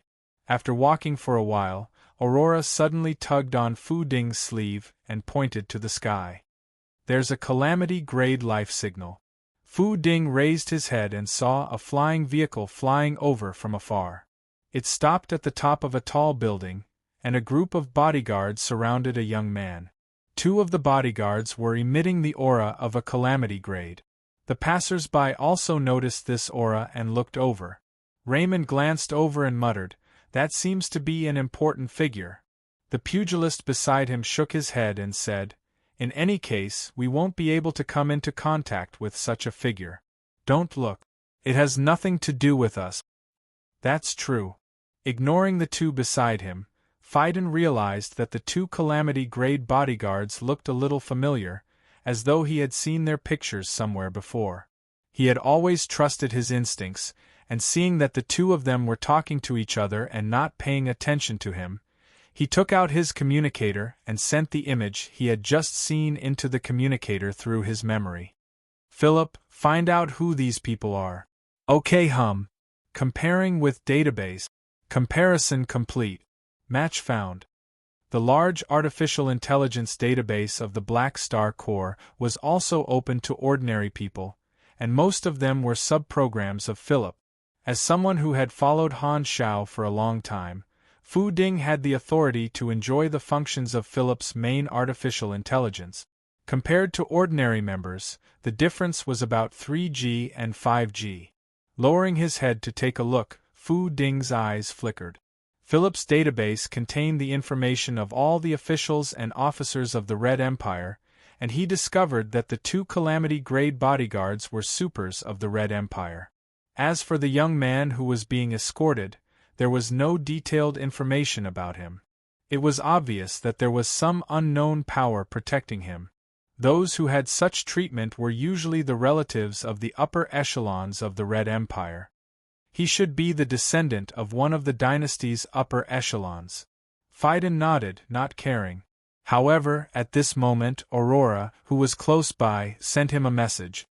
"I've sensed that there are 4 more calamity-grade supers hiding in different locations nearby."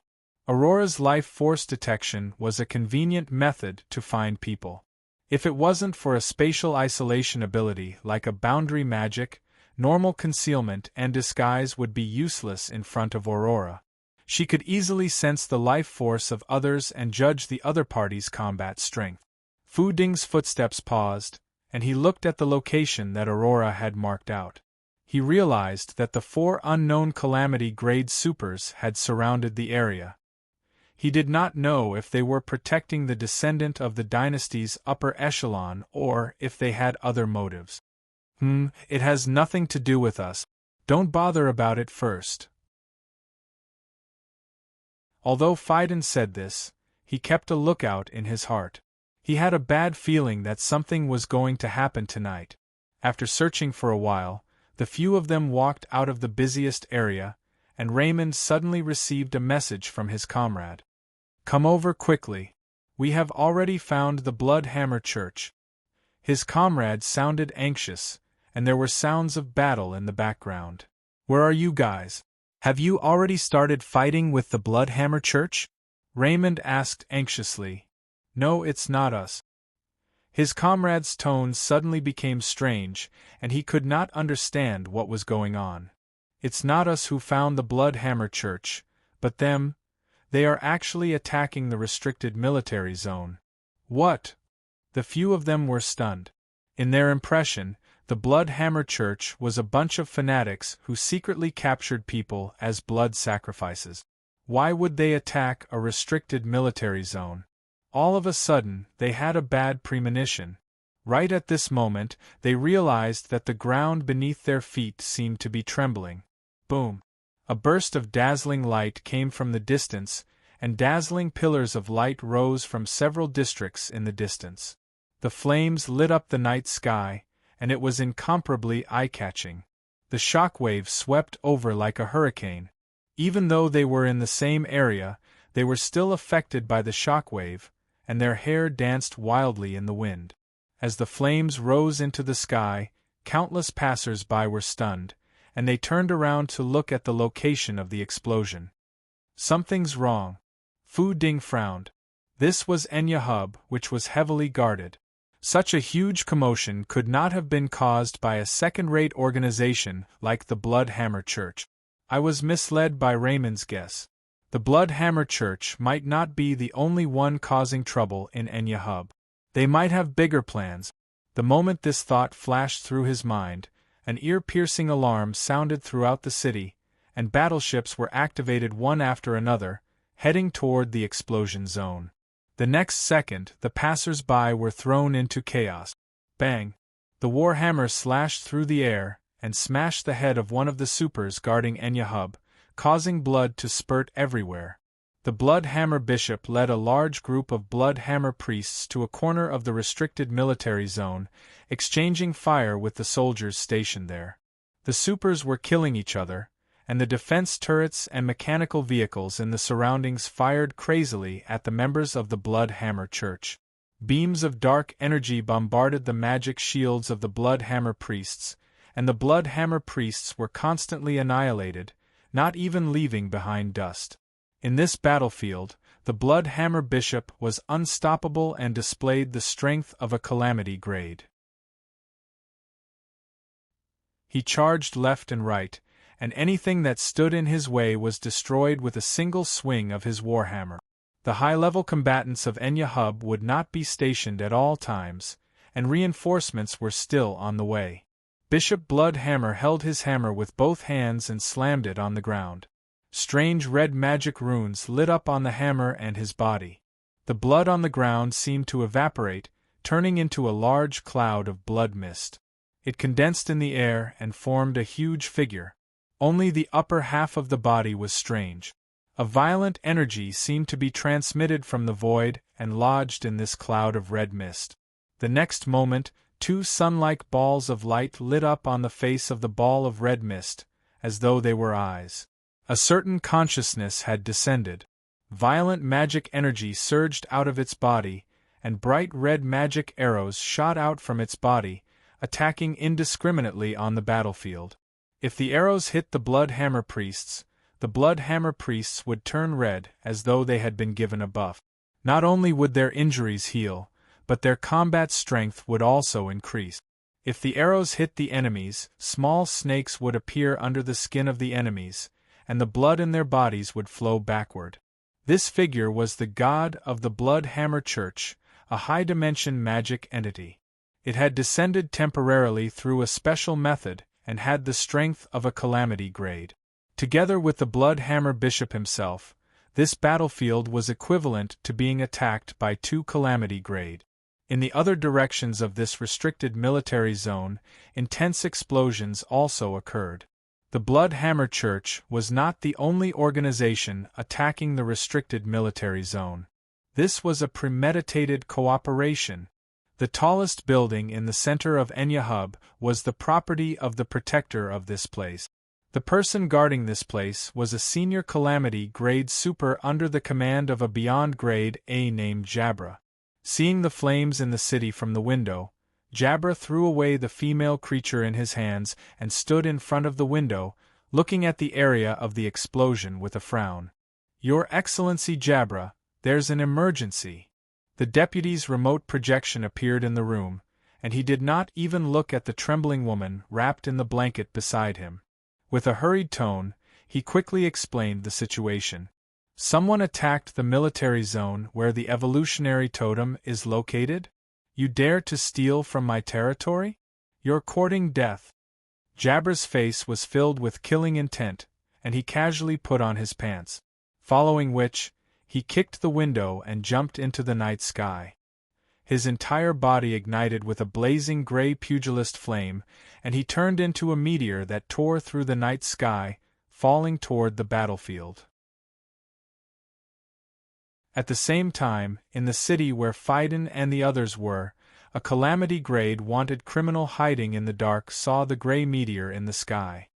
He pressed his short-range earpiece and whispered, "That's right. Jabra has already been lured away, and the other Calamity Grade Supers are also rushing to the battlefield. The organizations over there will delay these Calamity Grade Supers, and when the chaos engulfs the entire city, we can take action. Remember, we have to end the battle quickly and pretend that it was an accident." At the same time, in another part of Enya Hub that was not affected by the explosion, two ordinary-looking men stood on the top floor of a tall building and looked down at the chaos and flames. One of them was the one who had been monitoring the spaceport a few days ago. "The operation has begun. Thank you for proving that I'm not blind. I wonder how many of these gray forces hired by the black market will survive tonight. Even if they survive the night, they'll be eliminated sooner or later. They'll either be killed by us or judged by the dynasty. The garrison troops have already rushed over to protect the evolutionary totem. Do they really think that they spent so much effort just for a mere evolutionary totem? Thankfully, this is not a colonial planet of the dynasty. If not, they would not have been able to smuggle in all sorts of prohibited weapons. The other teams will have enough time to spread the chaos throughout the city. The more places they blow up, the better. The person guarding this planet is the right-hand man of a Beyond Grade A Super. This chaos will probably be suppressed before the sun rises. Humph, spending so many resources in exchange for a night of chaos. It doesn't matter. It doesn't matter if these gray organizations die. As long as the other team kills the target, it will be enough. Only then will we be able to report to the team leader. It's really dangerous to be assigned such a mission. TSK, I'm really envious of the other teams." The fierce wind cut their conversation into pieces.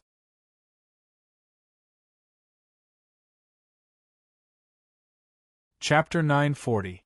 Flames soared into the sky, and chaos spread throughout Enya Hub. A series of explosions occurred in different regions, and it was as though someone had detonated a high-energy bomb. After receiving the message from his comrades, Raymond rushed over to meet up with them. Fu Ding and Aurora could only follow along, and he secretly informed the other Black Star Guards along the way. Because he had to infiltrate the Punisher Alliance, it was not convenient for him to make a move, and the Black Star Guards were the best helpers. The current situation had already exceeded their initial expectations, and in order to stop this sudden storm, the Black Star Corps could not stand by and do nothing. When they arrived at the military-restricted zone, it had become a chaotic battlefield. Garrison battleships gathered from all directions. Worried about the damage to the city caused by the aftermath, they could only use planetary weapons to attack the enemies on the ground. Enya's guardian, Jabra, led a group of subordinates to fight against the Grey organizations. He also had Calamity Grade Supers by his side, and there were already 7 to 8 Calamity Grade Supers fighting in the area. The shockwaves caused by the battle caused the entire area to change beyond recognition. The garrison quickly activated the protective shield of the city to prevent the shockwaves from spreading to other areas. The members of the Punisher Alliance were unable to interfere in a battle between Calamity-grade supers, and they could only help deal with the Grey organizations. The battle was also extremely intense. "Quick, go and help." The moment he arrived, Raymond joined the battle without hesitation. Seeing this, Phaidon protected Aurora and only displayed the strength of a grade B. He was able to deal with the minions with ease. As he fought, he diverted his attention to consider the situation. "I never expected that things would develop in such a manner. There must be an unknown power behind these Grey organizations for them to join forces to snatch the evolutionary totem." Fu Ding frowned and thought to himself, instead of spending so much effort to snatch the evolutionary totem from the dynasty, they might as well snatch the allied civilizations of the other star field. They shouldn't be taking such a huge risk just for the evolutionary totem. Just as he was thinking, another round of explosions occurred in the various regions. Clearly, there were still enemies in the dark, causing chaos everywhere. Jabra dodged the heavy hammer of the Blood Hammer Bishop and turned around to look at the chaotic scene in the distance. He was instantly enraged and roared, "Send some people to maintain law and order. Get rid of those bastards who are causing explosions everywhere." After the order was given, a portion of the warships dispersed and headed to various districts to maintain order. Rumble. At this time, a huge explosion occurred in a distant city. A tall building collapsed, and the shock wave shattered the street. Another unknown Calamity-grade aura appeared. "There are more enemies?" Jabra glanced at them angrily, thinking that they were reinforcements. However, the Calamity-grade in the distance had no intention of approaching. Instead, he started fighting with someone. "What's the situation?" Jabra was puzzled, but he could not leave. From his point of view, the enemy's target was the evolutionary totem. If he left, the enemy would break through the defense line and snatch the evolutionary totem. He could not leave his post. After thinking about it, Jabra could only temporarily ignore the unknown situation in the distance and quickly get rid of this group of Calamity-grade supers in front of him. Only then would he have time to deal with the situation in the distance. Fu Ding had also sensed the shockwaves in the distance. When he turned around to take a look, his pupils shrank. If he did not remember wrongly, that seemed to be the direction he had come from. In an instant, Fu Ding thought of the group of Calamity-grade supers that he had discovered. Just based on his intuition, he could guess that they were fighting with the bodyguards of the dynasty's high officials. This seems to be the same scheme. Fu Ding had a flash of inspiration. At the same time, an intense battle was going on in another city. The Calamity-grade supers did not hold back at all, and the shock waves from the collision caused a large number of tall buildings to collapse. The two parties involved in the battle were the 4 Calamity-grade supers and the 2 bodyguards of Ludwell's grandson. 4 against 2, the ordinary bodyguards of Ludwell's grandson were all dead.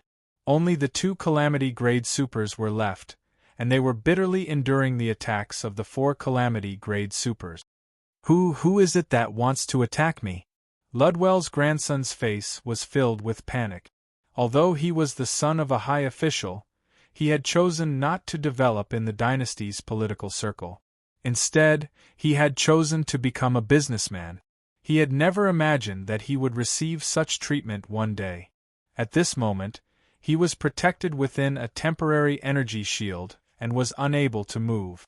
Outside the shield, there were shock waves that were enough to crush him. He would lose his life the moment he stepped out. His 2 bodyguards were high-level combatants nurtured by the dynasty and were loyal to their duty.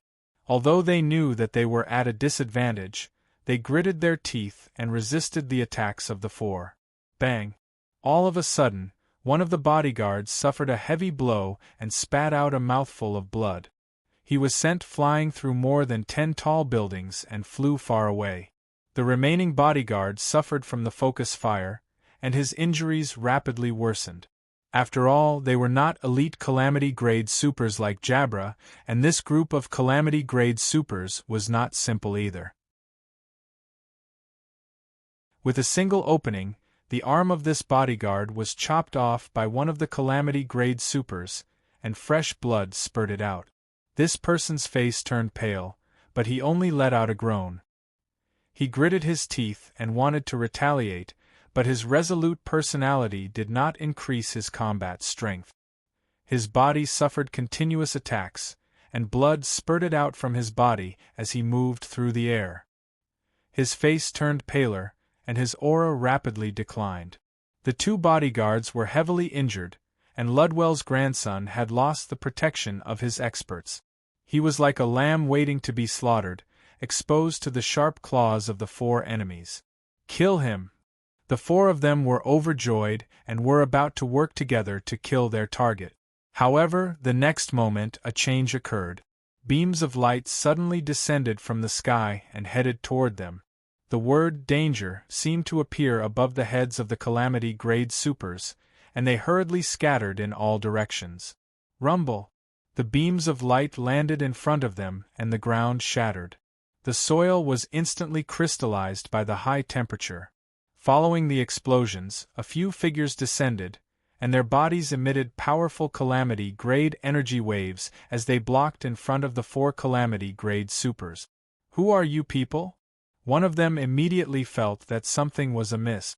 This group of calamity-grade supers that had suddenly appeared were not from the intelligence reports and were not the guards of Enyahub. Furthermore, the pressure that they gave off was far greater than the two bodyguards they had just faced.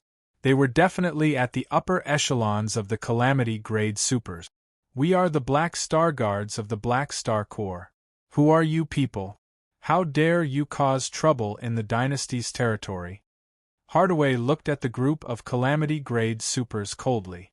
The few calamity-grade supers were stunned, and their expressions changed drastically. Black Star Corps? When did they come to Enyahub? Why didn't we receive any news at all? *T, we've bumped into a gun this time. The few of them felt bitter. If they had known that the Black Star Corps was here, they would not have dared to participate in this plan. Damn it, we actually bumped into them. Damn it, we're really bloody unlucky. There are actually reinforcements. On the other hand, the two heavily injured bodyguards were overjoyed and heaved a sigh of relief. Thankfully, His Excellency Black Star was in Enyahub. If not, the outcome would have been disastrous.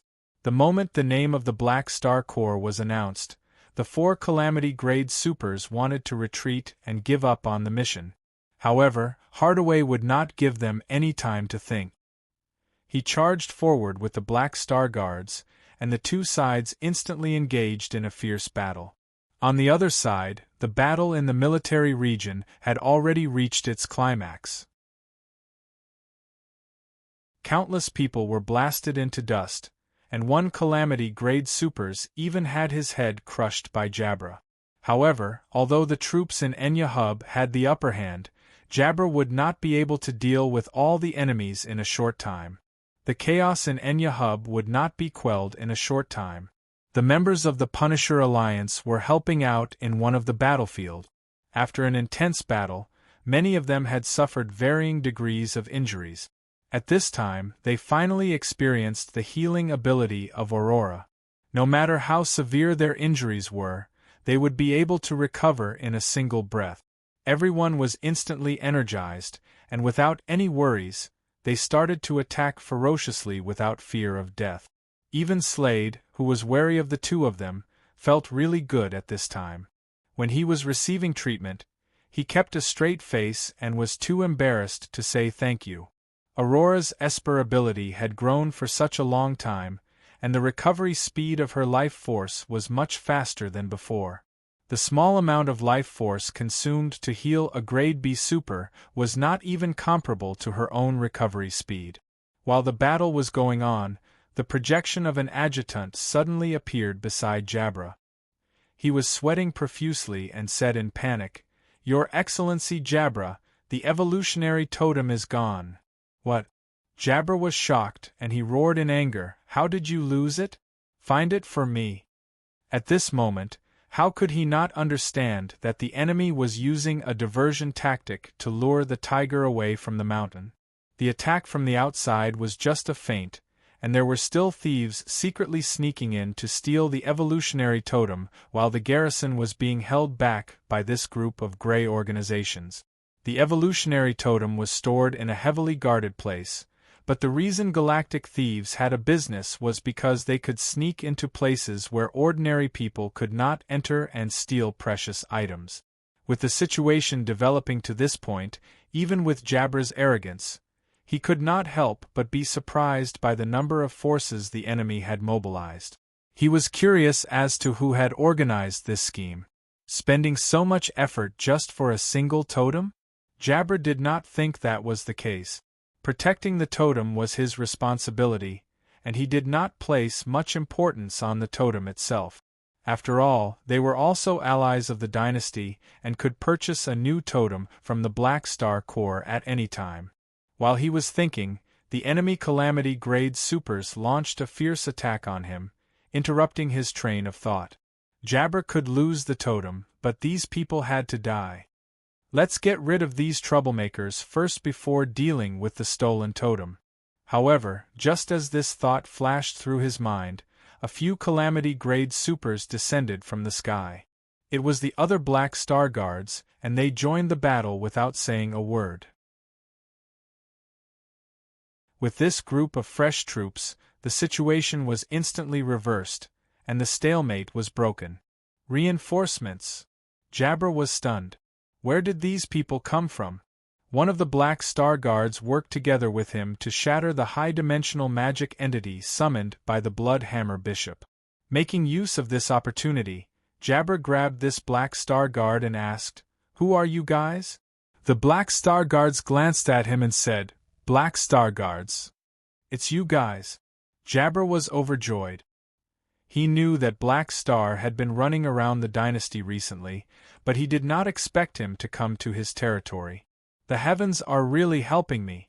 Without saying a word, Jabber roared, and his voice swept across the entire battlefield. "The Black Star Corps reinforcements have arrived. If you don't want to die, stop resisting." The Black Star Guards all looked over. "We haven't even reported our names, and you're already starting? Why do you look more like a Black Star Guard than us?" However, the moment these words came out, the effect was immediate. The faces of all the enemy members present changed drastically. Everyone knew of Black Star's reputation, and their hearts sank to the bottom of the abyss. On the other hand, the morale of the troops in Enya Hub was greatly boosted. The moment they thought of the dynasties beyond Grade A standing behind them, they felt more at ease. To the dynasty's soldiers, the dynasties beyond Grade as were their spiritual pillars on the battlefield. Black Star Corps. The members of the Punisher Alliance looked at the Black Star Guards on the battlefield with a strange look in their eyes. Such an organization that could dominate the universe was an unreachable existence in their eyes. It was not something they could come into contact with. Seeing the famous Black Star Guards of the Black Star Corps, everyone was excited as though they had seen their idols. To the Supers, such a famous Calamity Grade group was no different from the idols of the Supers. "We've got it. Let's go." At the same time, in another region, a few bandits wearing anti-detection stealth suits escaped with the evolutionary totem and left the battlefield. They had followed the plan and snuck into the secret facility to steal the evolutionary totem while the troops in Enya Hub were busy. As a famous galactic bandit in the black market, not only did they have all sorts of high-tech equipment, but they also had special Esper abilities. Before they were discovered, they had managed to steal the evolutionary totem. Spaceships flew past in the sky, searching for traces of the bandits. This group of bandits had been hiding all over the place to avoid being caught. Just as they were about to run out of an alley, they suddenly felt a weight on their shoulders, and they were pinned to the ground by a huge force. A faint breathing sound appeared behind them out of thin air. Before this, they had not noticed it at all, and their hair stood on end. They turned their heads stiffly and saw two arms grabbing their shoulders. A handsome face gradually appeared from the shadows. "Where are you guys going with the goods I sold?" His tone was very calm, but it was like thunder in their ears. This face could be said to be a household name in the universe. Perhaps ordinary people would not recognize it, but every organization with a name would definitely recognize who the owner of this face was. The dynasties beyond Grade A ally, indestructible body, enemy of ethereal, Lord of evolution, and Lord Black Star. The bodies of the galactic bandits froze, and they did not dare to move. Han Shao snorted, and nanoparticles flowed out from his clothes, turning into a restraining device that restrained the few of them. He then waved his hand, and a mechanical soldier walked out from the void and appeared beside him. Return the items to where they came from. Han Shao pointed at the evolutionary totem. When the chaos had just erupted, Han Shao, who had been training his energy in seclusion, had already noticed the situation. He had tacitly allowed the Black Star Guards to take action to stop this storm, and he had also noticed when the evolutionary totem was stolen. After such a long period of practice, Han Shao had already established a soul connection with the evolution cube according to the information left behind by the evolutionary civilization. The effect was similar to Cisco's, and he could sense the location of the evolution cube. Not only that, as long as he was within a certain distance, he would be able to sense the evolutionary totem. To be precise, he would be able to sense the evolution energy contained within the evolutionary totem. In a battle between Calamity-grade supers, there was no need for him to take action. The Black Star Guards under him were more than enough to deal with this group of enemies. However, since the evolutionary totem was stolen, he could not just stand by and watch. Thus, he directly teleported from the spaceship to the back of this group of bandits. With the intervention of the Black Star Corps, this chaos would be suppressed very quickly. When this group of people was scheming, they definitely did not think that he would appear there. Watching the mechanical soldiers return with the evolutionary totem, Han Shao retracted his gaze and looked at the group of bandits he had captured. A meaningful smile appeared on his face. Now, tell me everything you know.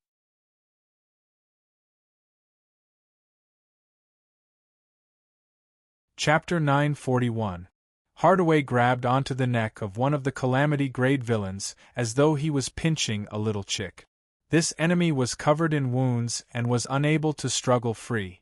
In his panic, he attacked in a frenzy, and all of his attacks landed on Hardaway's defenseless chest, tearing his uniform apart. However, they were unable to leave any marks on his skin. Useless, useless, useless. Hardaway did not move an inch under the frenzied attack. Instead, he narrowed his eyes comfortably. The next moment, a ferocious glint flashed across his eyes, and he increased the strength in his hands, crushing the neck and throat bones of this enemy. Kacha! The head of the villain drooped down. His spine was broken, and his nerves were in a mess. Such injuries were not fatal to a Calamity grade, and the villain hurriedly squeezed out fresh energy from his exhausted cells to repair his nerve. Hadavi wouldn't give him a chance to recover, and he knocked him to the ground with a punch. The Black Star Guards around him swarmed forward and tore this enemy into pieces of flesh. Hadavi liked to challenge powerful enemies one-on-one to give himself pressure. However, facing these ordinary Calamity-grade supers who were scheming, he had no interest in bullying them one-on-one. Instead, he decided to end the battle as quickly as possible. The Black Star Guards were all elite Calamity-grade supers carefully selected from the army. As a Beyond Grade A seed, Hardaway had an overwhelming advantage over ordinary Calamity-grade supers. He was famous for his defense in the Shattered Star Ring, and this group of brothers could not even break through his skin. The moment the Black Star Corps interfered, the fate of this group of villains was already decided. Of the 4 Calamity-grade supers, only one survived. This person was intentionally left alive by Hardaway. Seeing that the enemy was dealt with, the 2 guards finally relaxed. They did not care about their own injuries and hurriedly deactivated the protective shield around Ludwell's grandson to check if he was injured. After confirming that he was fine, The two of them came before Hardaway and expressed their gratitude. On behalf of His Excellency Ludwell, I thank all of you for your help. We will report your contributions to him. Ludwell? Who's that? Hardaway was puzzled. Unlike Fu Ding, he did not understand the structure of the dynasty's officials. He only had the goal of becoming a beyond grade A super in his mind, and was not interested in anything else. The high finance official of the Red Empire. The guard introduced Ludwell's long list of titles. He then pointed to the young man beside him and said, "This is the descendant of His Excellency Ludwell. Our duty is to protect him. If not for you, the consequences would be unimaginable." "Oh, so we saved the child of a high-ranking official of the Empire?" Hardaway glared and mumbled, You're really lucky to run into His Excellency Black Star on vacation here. Or rather, it's the enemy's bad luck. Anyway, it's just a small matter for us. As an ally of the Empire, we can't just watch others cause trouble in the Empire's territory. That may be the case, but we will never forget this friendship." After the guard with the severed arm finished speaking, he turned to look at the only survivor and coldly said, "I have another request. I hope that we can conduct an interrogation together later. I want to see who is targeting Sir Ludwell." "Let's talk about it later. My companions are still fighting over there. I'll go over to help first." Although Hardaway had a straightforward personality, he knew that he would not easily agree to such a request. He waved his hand and brought his men to the main battlefield. When the two guards saw this, they could only protect Ludwell's grandson and follow behind to prevent them from being attacked. At the same time, they also reported this matter to the higher-ups. The Empire's economic situation this year isn't ideal, and trade has been greatly affected. In a large conference room, all the high finance officials were gathered together for a regular meeting. Ludwell was also present. Many of the officials in the finance department were from the neutral faction, and Ludwell was one of the leaders of the neutral faction. He had a lot of authority in the finance department. During the meeting, Ludwell's communication device vibrated. He took a look at the content before placing it to the side and continuing with the meeting. After the meeting, Ludwell returned to his office. The moment he closed the door, he slammed his palm on the table. Bang! The metal table caved in. Although Ludwell lived like a prince, he was not completely defenseless. The majority of the Empire's officials were not weak scholars. "Get to the bottom of this. Who is it that's targeting my people?" Ludwell's face was ashen. He opened up the internal channel and roared. The anger that he had suppressed for a long time surged out. When he saw the news, he was shocked. However, during the meeting, he had suppressed his anger and only released it now. He was furious and was determined to use the authority in his hands to get to the bottom of this. Fortunately, it was a close call, and Ludwell heaved a sigh of relief. However, there was still some lingering fear in his heart. Fortunately, he had encountered the Black Star Corps. Otherwise, the moment he thought of this possibility, he was filled with fear. After pacing around the room for a while, Ludwell gradually calmed down. He sat down heavily and leaned against the back of the chair. His fingers tapped on the table as he softly muttered to himself. He tapped the table and muttered to himself, "Black Star, I owe you a favor this time." Originally, he did not have any feelings for Black Star. After all, he was an ally of the Empire, and it could not be said that they were enemies. It was just that there was a conflict of interest between them. Work was work, but he owed someone a favor this time. His personal impression of Black Star had improved greatly, and he was filled with gratitude.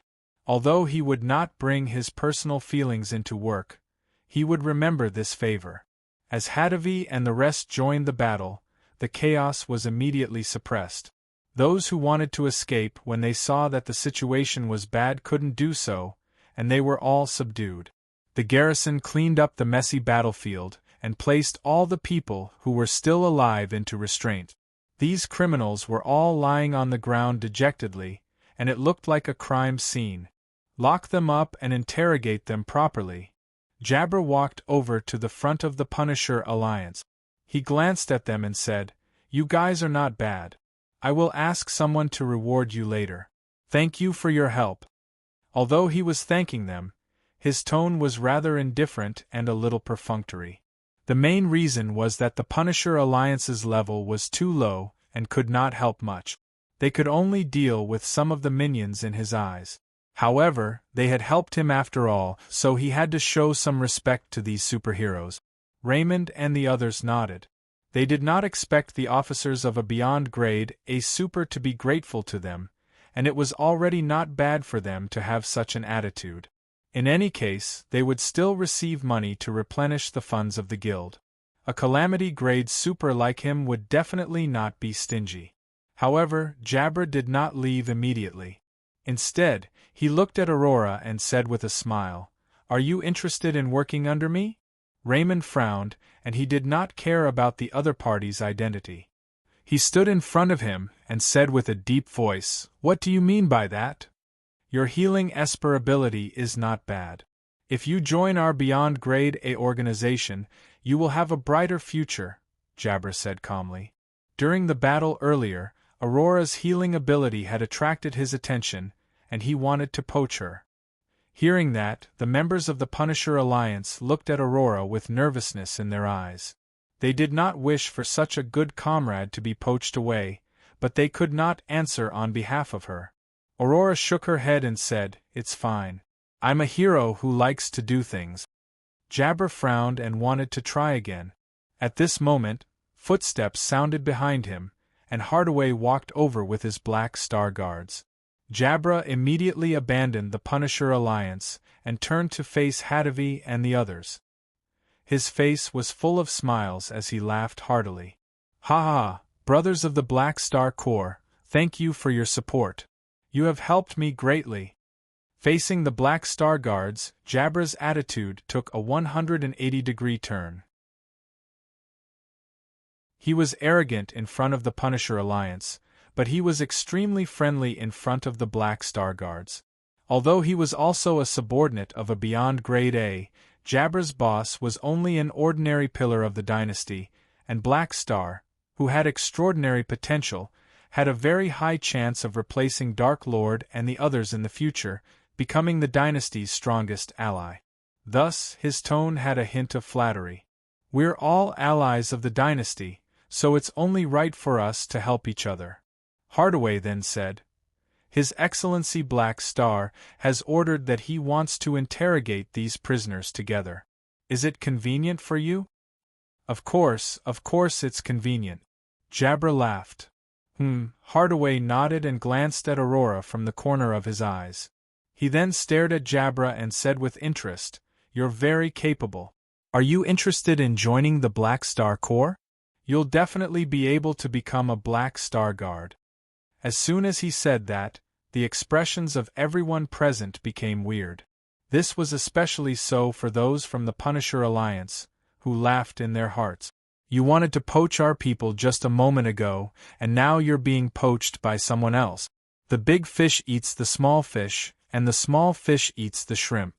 Hearing this, Jabber's face stiffened, and he coughed to hide his awkwardness. "This is not suitable. I don't have any plans to leave my current organization for the time being. All right, if you change your mind in the future, remember to inform us." Hardaway smiled and secretly gave Aurora a smug look. Aurora's mouth twitched. "You're really vengeful." Right at this moment, a mechanical soldier returned with the stolen evolutionary totem. Jabber hurriedly ran over to take a look and was overjoyed. "Great, the last problem has been solved. I don't have to worry anymore. Black Star is really a good person." With this incident, Jabber no longer had the mood to poach anyone. After saying a few words, he turned around and ordered his subordinates to clean up the battlefield. Hardaway glanced at the members of the Punisher Alliance and revealed an inexplicable smile. He then turned around and left with his men. Only then did the members of the Punisher Alliance relax. They had been surrounded by a large wave of calamity-grade supers just now, and they could not help but feel nervous. After calming themselves down, they looked at Fu Ding and Aurora with even more enthusiasm. This new partner of theirs had actually rejected the poaching of a beyond Grade A organization and stayed with them. Thinking back to how Fu Ding and Han Xiao had fought side by side, all the members of the Punisher Alliance, including Slade, acknowledged these two new partners in their hearts. Seeing this, Fu Ding smiled. At the same time, in another city that was not affected, two people were moving stealthily. They were the disguised individual and his partner. When they discovered that the Black Star Corps had interfered, the two of them knew that their plan had failed. It was impossible for them not to be angry that they had wasted so many resources. However, no matter how angry they were, it was useless. It was not like they could fight a beyond Grade A head-on. They could only swallow their anger and leave the observation point quietly. Sigh, the plan failed. One of them shook his head helplessly. It was an accident this time. Who knew that the Black Star Corps would hide their identities and stay on this planet? The leader shouldn't blame us. The leader won't do anything, but after losing so many resources, the spies planted on this planet will definitely be investigated thoroughly. According to the system, we will be punished and even demoted. If we can take this opportunity to leave this plan and be transferred to a safer place, it might be a blessing in disguise. Those organizations were all hired by the black market, and we did not interfere directly. It will be difficult for them to trace it back to us. Is that so? Yes, The two of them suddenly stopped in their tracks, and their expressions were filled with shock. This sentence was not something they had said. Looking up, they saw a ghost-like black figure floating above their heads, looking down at them. They did not know how long this figure had been following them, but the two of them did not notice it at all. Seeing this figure, the two of them felt their hair stand on end, and they froze on the spot. Their minds were blank, and there was only one thought in their minds. How did Black Star find us? Those people clearly did not know that they were the masterminds behind the scenes. Even if they were helping the calamity-grade fugitives, the ones who went were in disguise. Han Xiao slowly landed on the ground, and seeing the two of them looking as though they had seen a ghost, he could not help but raise his brows. What's so surprising about me being able to find you guys? You guys can't really think that you can escape from me, right? After interrogating that group of thieves, he realized that they had also received a job from the black market, and the employer had given them the goal of stealing the evolutionary totem. From this, Han Xiao knew that this group of thieves and the people from the Blood Hammer Church had most likely been made use of. Connecting this to the information that Fu Ding had reported about the descendants of the dynasty's officials, he could roughly guess the whole picture of this scheme. These organizations that had come to cause chaos were all hired by the black market, and they were all chess pieces. They did not know the overall plan and were only responsible for a portion of their work. The true goal of the organization behind these chess pieces was to get rid of the descendants of the dynasty's officials. Although Enya Hub was not a planet directly connected to the dynasty, the security was not lax. For these people to be able to bring in the contraband, they definitely had the backing of the local tyrant. There were very few organizations that could set up such a scheme within the dynasty's borders, and the most suspicious ones were the Radiant Federation and the Arcane Church. They had the most motive. Recently, there had been quite a number of robberies caused by the evolutionary totem within the dynasty's borders, and they were all hired by the black market. The employers were not the Radiant Federation or Ethereal Federation and were definitely using the shells of other organizations. The true goal of this chaos was not really the evolutionary totem, but more likely to cause a security problem within the dynasty's borders. There were many factors involved. They wanted to create trouble for the dynasty and let the dynasty know that such a thing would happen if they did not disclose the right to purchase the evolutionary totem. They also wanted to make use of this opportunity to express the attitude of the other civilizations. In any case, they had other motives, and this should be the tip of the iceberg of a huge plan. Since he had guessed that there was a mastermind behind this, Han Shao did not have a reason to let them go. He could only use his precious Philip to hack into the main artificial intelligence of Enya Hub, opening the backdoor and retrieving all the data. After searching for all the people related to this chaos, he discovered the existence of the person in disguise through the satellite surveillance. Then, he compared the hundreds of millions of entry and exit records and facial recognition to find the faces that should not have existed on this planet at any point in time. He then locked onto the location of the person in disguise and connected the traces. After a complicated selection of data, he finally found the location of the two of them. If not for the fact that he was a virtual mechanic, he would have really let these two fellows escape. What a pity! Han Shao shook his head. Consider yourselves unlucky to have met me. I'm participating in the starting point event overseas, going to Malaysia and Singapore. I will have to spend quite some time on the plane and will only be able to return home on the 25th. The updates will not be stable during this period, so I will try not to take leave. P.S. Brothers, does anyone know what to do when there is no signal on my phone overseas? I need a verification code to log into the author's account on my computer, but there is no signal, so I can't receive any messages. I can only use the account on my phone. I'm worried that I will have to log into my account again one day to enter the verification code. If that happens, I won't even be able to send out a single chapter.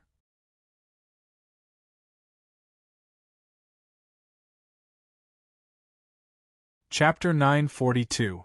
When Han Shao brought a group of dejected captives to Enya Hub Prison, Jabra, Hardaway, and the rest of the Black Star Guards had already been waiting for a long time. Your Excellency Black Star. Jabra took 2 steps forward and bowed respectfully. Han Shao was on the same level as his boss, and he represented his own organization to receive the guest.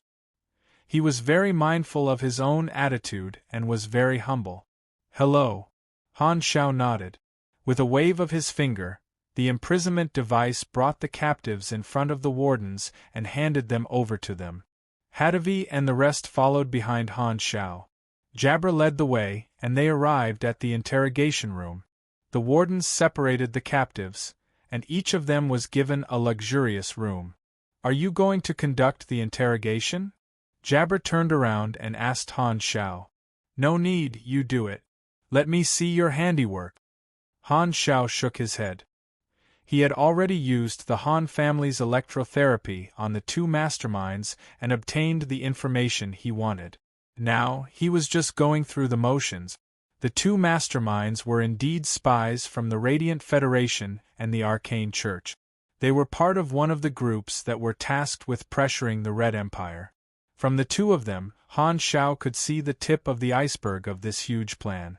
The pressuring plan targeted many areas of the dynasty and was split into many groups. Each group was in charge of different areas. The group that the 2 of them were in was in charge of stirring up chaos related to the evolutionary totem within the dynasty and using the black market as a pawn to affect the security of the dynasty. They also carried out some special operations. For example, the assassination of Ludwell's descendant was to pretend that the chaos caused by the appearance of the evolutionary totem had led to the death of a high-ranking official's descendant. The goal was to affect the unity of the dynasty and increase the internal pressure. It was worth mentioning that they did not choose their targets manually. Instead, they used artificial intelligence to calculate which targets could affect the dynasty and prioritize the targets with the highest probability. That was how Ludwell's grandson was chosen. The result of the artificial intelligence calculation was that there was a high probability that killing this person would cause Ludwell's stance to change.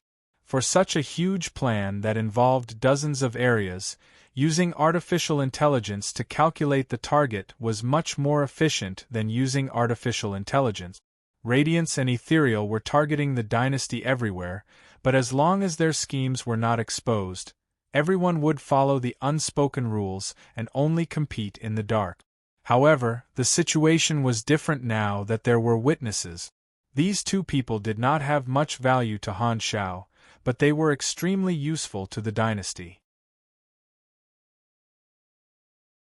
Even if Radiance and Ethereal refused to admit that these two people were their men, the dynasty would still be able to use them in some areas. While watching the prisoners being interrogated, Han Zhao's family's subordinates, he was, of course.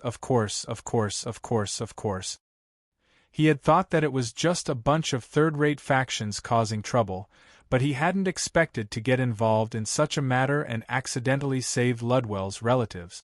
Fiden's luck was unparalleled.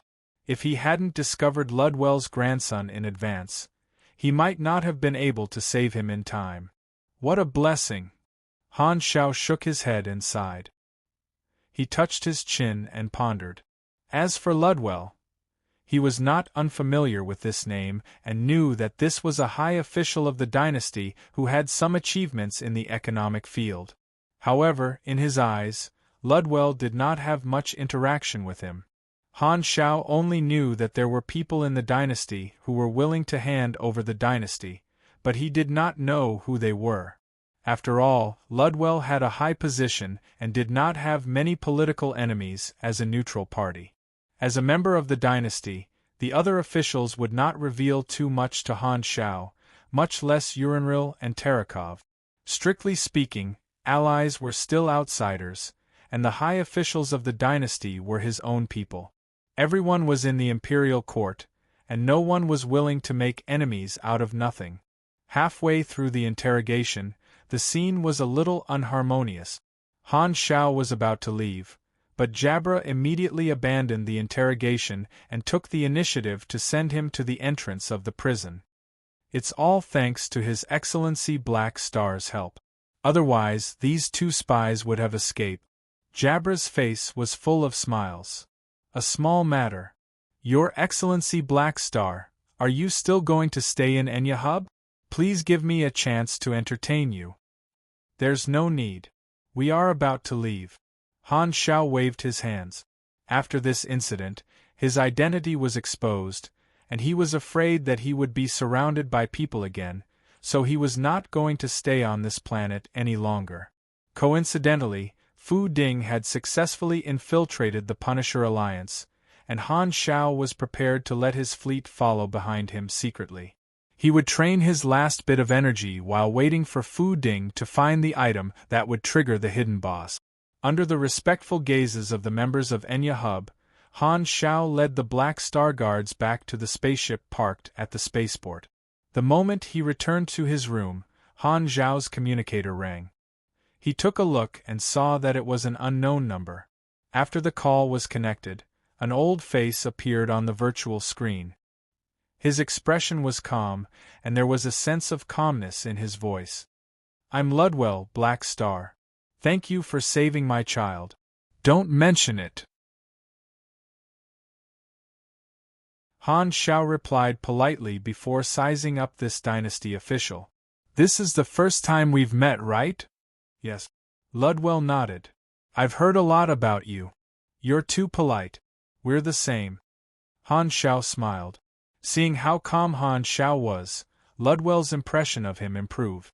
It was not that he had never interacted with other beyond grade as before. For example, someone as cold as Dark Lord clearly liked to snub other people's warm faces. Even Old Dragon would have the arrogance of a beyond grade A, and his attitude was cold and indifferent. A beyond grade A that was as friendly as Han Shao was very rare in the universe. After exchanging a few pleasantries, Ludwell formally expressed his gratitude. Since the other party had saved his grandson, he should at least take the initiative to express his gratitude. If he were to treat it as if nothing had happened, he would have no EQ, and he naturally wouldn't make such a mistake. We're all colleagues of the dynasty, so I'll help as much as I can. I can't possibly sit by and watch others cause trouble in the dynasty. Han Shao did not mind. A smile flashed across Ludwell's aged face. After pondering for a moment, he suddenly narrowed his eyes and asked in a seemingly casual manner, "What about you? I heard the Limitless Financial Group is investing in the Shattered Star Ring on a large scale?" "That's right.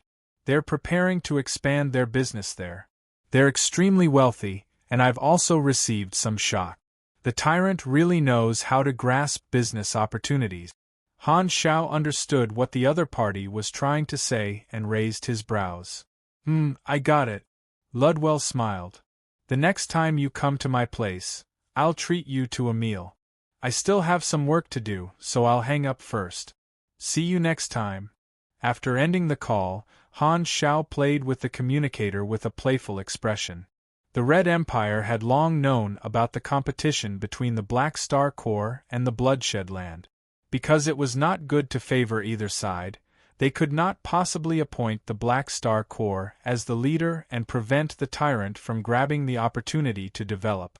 Thus, they decided to not help either side and watch the competition between the two allies. However, from Ludwell's words, it seemed like he wanted to do something in this regard. Ludwell did not say it clearly, and Han Xiao did not know how he would help. He could not be sure if the other party really wanted to help. Such officials were not rare. Others might not have the ability to do so, but Ludwell was in charge of the dynasty's economy and trade. This matter was within the scope of his authority. If he helps, it will be of great help. Han Xiao pondered. The dynasty's support of resources was one aspect, and economic cooperation was another. The difference between the two was similar to giving a man a fish and teaching a man to fish. There was a lot of room for manipulation. After the distribution of benefits in the flickering world, the Red Empire would not have any new support projects for a very long time. However, that was no longer the case now. Fu Ding's move has allowed me to form a connection with a high-ranking official in this area, which will allow me to deal with the Limitless Financial Group. Is this what they mean by following the main character? Han Xiaoxin could not help but mock. Beep beep. This time, the communicator rang again. This time, it was someone he knew. It was Jabra's superior, an ally of the Beyond Grade A Empire, who owned Enya Hub. A few years ago, during the meeting to deal with ES-God, Han Xiao had met this person and left his contact information. This was the first time this person had taken the initiative to contact him. The purpose of this Beyond Grade A's call was also very clear. It was to thank Han Xiao for helping to maintain the security of his territory and to invite Han Xiao to his place as a guest. Both parties exchanged a few pleasantries before hanging up. As for the purpose of this call, don't ask. In the office, Ludwell put down the communicator, thought for a while, and opened the internal line. "Contact Beccarodi for me." Beccarodi, a high-ranking official with real power, was also a firm supporter of handing over the cube. However, the two of them belonged to different political factions. Ludwell belonged to the neutral faction, while Beccarodi was an important figure in the hardline faction. Although both of them supported handing over the evolution cube, their methods were different. As a neutral party, Ludwell would at most give his opinion to Urinril and express his stance, while Beccarodi preferred to take action. Ludwell was in charge of the economic sector, and the movements of the Limitless Financial Group were within his observation range. His experience told him that the Limitless Financial Group's plan might have the support of some factions in the dynasty, and Beccarodi was the biggest suspect. As someone who knew half of the situation, Ludwell did not have any intention of interfering in the past because this was in line with his stance. Thus, although he was not the main person, he did not care. But now, since he owed Black Star a favor, Ludwell had decided to interfere. His position of supporting the surrender would not change, but he could make some adjustments to his methods. The power of the officials in the system was often reflected in such places, and the details could be seen in a small area. The first step would be to have a talk with Beccarodi and sound the alarm to make the other party restrain himself. This would affect the behind-the-scenes deal between the other party and the Limitless Financial Group. Due to his identity, Beccarodi might not be afraid of Black Star, but he could not ignore the opinion of the leader of another faction in the dynasty. The storm in Enya Hub had ended, and the number of casualties was not small. The financial losses were also quite severe, and the business of the transit station would be affected to a certain extent. It would take some time for the transit station to regain its popularity. After receiving a generous bounty, the Punisher Alliance was not willing to stay for too long and planned to leave. After this battle, Fu Ding and Aurora had completely integrated into the group and left together. "Where are we going now?" Aurora asked curiously. "You guys are still newbies, so I'll bring you guys back to the headquarters first." Raymond revealed what he thought was a friendly smile, but Aurora thought that he was making a funny face. Upon hearing that, Fu Ding nodded lightly. "The item that Old Black wants me to find is probably in the headquarters of the Punisher Alliance."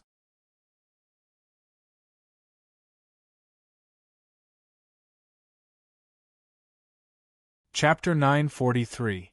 The Punisher Alliance did not have the financial resources to build a space fortress, and their headquarters was a large modified spaceship called the Punisher. Fu Ding and the rest did not take long to reach their destination. After entering the spaceship, the two of them followed Raymond around. The Punisher's cabin was a circular hall, and it was separated into different functional areas that were connected by corridors. "This is our base. This is the living area, and every member has their own room. I have already arranged for all of you to have all sorts of amenities, and you can rest at any time. That side is the combat training area, and the other side is the equipment storage area." The companions they met on the way nodded to each other. The few of them walked and stopped. Soon, they arrived at an area. Fu Ding turned to look at the nameplate of a room. On it was written, "Spoils of War Museum." "That is." Fu Ding pointed at the room and felt that there should be some clues in there. "Oh, that is the proof of our Punisher Alliance's glory." Raymond laughed. "These are the spoils of war that we obtained from fighting criminals. Come, let me show you around and introduce our glorious deeds to you." The group walked into the room. It was quite spacious and filled with transparent cabinet. Some of them were empty, while the others were filled with different things. There were heavily damaged weapons, half-broken masks, and a charred electronic eyeball. At first glance, one would think that it was a postmodernist exhibition hall of waste art. Raymond led the way in front and acted as a tour guide, explaining the origins of the various items. "This is the heavy chain axe of the wanted criminal with a bounty of 300,000 anas, ruthless. One of our comrades died in that battle. Do you see this electronic eyeball? That is the artificial eye of Poison Heart. He was beaten to a pulp, and he only left behind this high-tech artificial eye. Also, that is the warhammer of Bishop Bloodhammer. It is still in good condition, and the others just put it there." Hearing Raymond's explanation, Fu Ding looked at the spoils of war carefully and compared them to the pictures that Han Shao had given him. Suddenly, Fu Ding's footsteps stopped, and his eyes locked onto a transparent cabinet. There was a simple white box in the cabinet. It was about the size of 2 palms. There were some burnt stains on the surface of the box. It looked ordinary and unremarkable. "What is this?" Fu Ding's eyes flashed with joy as he pointed at the box. This was what Han Shao had asked him to find. "What? So it was so easy to find?" "It was placed in the warehouse. I thought it would be more difficult." "Let me think." Raymond recalled for a moment before pounding his palm. "I remember now. This is the spoils of war from a surface civilization. There was a fellow who relied on a high-tech weapon smuggled from the galaxy to conquer a surface civilization and become the ruler. We received the news and went to deal with him. From his warehouse we found many spoils of war, and this box is one of them." "What's its use?" Fu Ding was curious. This time, he was not acting. He was also very interested in the item that Black Star wanted. We don't know how it works or where it comes from. We only know that if you carry it with you, your mental barrier and psychic power will be strengthened to a certain extent. However, if you use it for a long time, you will have auditory hallucinations. You will feel that someone is talking beside your ear, and your mind will gradually become distorted. Therefore, we call it Box of Bewitchment. As he spoke, Raymond's face suddenly turned suspicious. That's right. We sealed it up. Who placed this thing in here? Right at this moment, Fu Ding, who had been looking at the box, suddenly frowned. He could hear a soft whisper in his ears, as though a voice was tempting him to touch the box. He used his psychic energy to scan the box, and a layer of psychic energy enveloped it. It was like an invisible coating that had a certain degree of spiritual defense. Fu Ding wanted to see what was inside and used his psychic energy to form a drill to break through the psychic energy field. However, the moment his psychic energy came into contact with the box, he felt a strong suction force. His expression changed, and he hurriedly cut off his psychic energy. The psychic energy that he cut off was instantly devoured by the box, and he could no longer sense it. Seeing this, Raymond waved his hand and helplessly said, "Don't try anymore. It's useless. Our psychic has already tested it, and psychic energy is unable to probe the box." "Can the box be opened normally?" "Yes, but there is nothing inside." Raymond opened the cabinet and directly opened the box. It was empty. Right at this moment, Aurora poked Fu Ding's back and made a hand gesture. Fu Ding immediately understood that there was a life signal inside the box. Black Star would not speak without thinking. The thing that he wants is indeed strange. Fu Ding thought to himself. Raymond placed the box back into the cabinet and gestured for Fu Ding and Nora to continue looking around. The two of them did not have any objections. After looking around the base and getting to know a few new members of the Punisher Alliance, Fu Ding and Aurora bade farewell to Raymond and returned to their respective rooms to rest. After a few hours, the two of them walked out of their rooms and headed to the Spoils of War exhibition room. The spoils of war in the exhibition room were mostly commemorative items, and the security system was rather low level. Aurora took out a military-grade automated hacking device and was about to insert it into the door when she was stopped by Fu Ding. "Are you going to walk in just like that? You will trigger the alarm." Aurora was doubtful. "I know," Fu Ding slowly said. "Black Star wants their things, and they are unable to retaliate. I don't like to bully the weak. Furthermore, they are not a bunch of evil people. Even if I want to take their things away, I will at least let them know the reason. I am not willing to leave without saying goodbye." "That's not good. What if Black Star has other intentions?" Aurora hesitated. In truth, she also felt that it was a little shameful for the two of them to steal from such a small organization. "He did not make any special requests, and even if he did, he will only blame me." Fu Ding chuckled and walked in openly, grabbing the box of bewitchment in his hand. Beep beep beep. He ignored the sudden ear-piercing alarm and brought Aurora along as he swaggered towards the entrance of the spaceship base.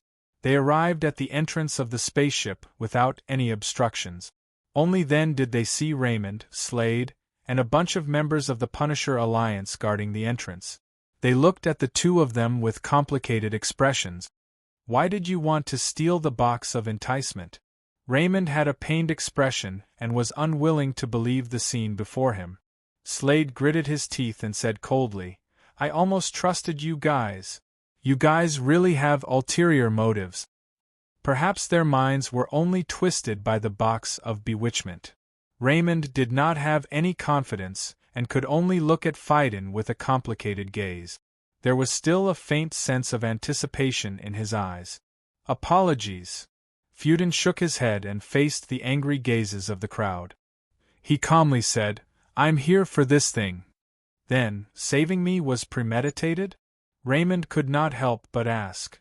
"Would you believe me if I said that it was luck?" Fu Ding said helplessly. At this moment, Slade stepped out from the crowd and pointed his weapon at the two of them. I have said that as long as I find out that you guys have ulterior motives, I will not be courteous to you. Since you have admitted it yourselves, you can either put down the box of enticement immediately and give up on resisting or test the might of my weapon. Looking calmly at the excited crowd, Phaidon slowly said, "That's right. During the battle in Enya Hub, Euler and I saved you guys more than once. Are you guys really going to make a move against us?" Hearing that, everyone's anger instantly dissipated. That's right, if not for the healing ability, they would have suffered heavy losses in Enya Hub. It would not be an exaggeration to say that they had saved all of their lives. Although the two of them had ulterior motives, they were still indebted to them. Most of them looked troubled and lost their fighting spirit in an instant. It was hard for them to muster up any hostility. Slade was also the same. He immediately got rid of this mentality and hardened his heart. Clenching the weapon in his hand, he said in a deep voice, "That's a different matter. If you steal the box of bewitchment now, you will become our enemy. We will not let you leave." Fu Ding swept a glance at everyone and suddenly smiled. He rolled up his sleeves and sat down on the ground. "All right, then I will not leave." Everyone was stunned. What is the meaning of this? Is he trying to act shamelessly? What are you doing? Raymond asked in astonishment. "Wait for someone to provide support." After throwing out this sentence, Phaidon closed his eyes and closed them to rest. "You really have a personality." By the side, Aurora had a helpless expression. She glanced at the stunned crowd and weakly said, "Why are you still holding your weapons? Do you really want to attack me?" Slade's expression was uncertain. After pondering for a moment, he did not make a move directly.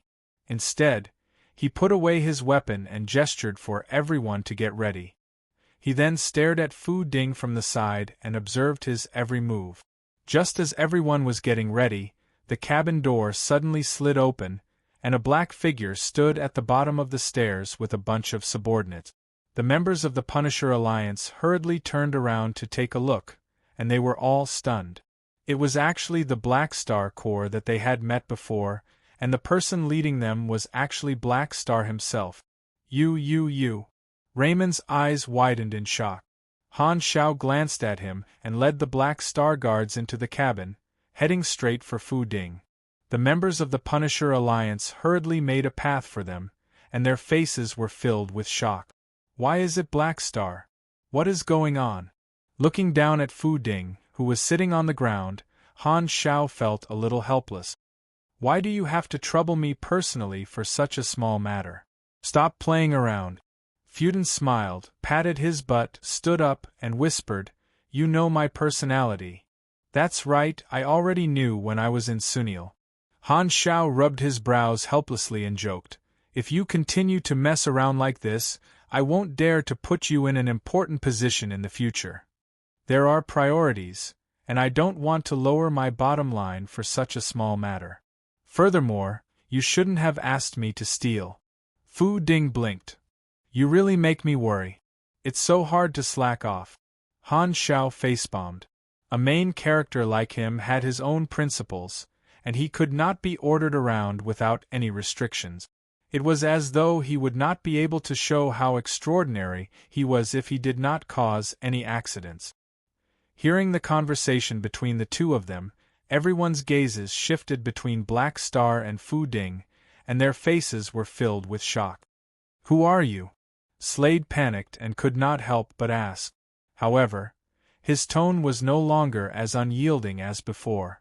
Hardaway looked over and said, "He is Fu Ding, the vice-captain of Black Star's Black Star Guards." Hearing that, Slade's body froze. He could not believe that the person he had been interacting with all this time was actually such a person. For such a big shot, killing him was as easy as crushing an ant. It was laughable that he had thought that Fu Ding was afraid of them outnumbering him. He did not expect that it was because he could not be bothered to deal with them. He probably looked at them like they were children. Slade's face turned green and white. Thinking about how unyielding he was toward Fu Ding, he was shocked and embarrassed. At this time, Han Xiao spoke. All right, since you want them to know the reason. Han Xiao turned around and looked at everyone. He directly sucked the box of enchantment into his hand and crushed the hard box into pieces with his 5 fingers. Ah! Everyone present could sense that at the instant the box shattered, a surge of powerful spirit force undulations erupted forth. Most of the members of the Punisher Alliance paled and covered their different hearing organs. The ear-piercing screams in their minds caused them mental damage. This mental scream in their minds was filled with excitement, as though someone who had been imprisoned for many years had finally seen the light of day again.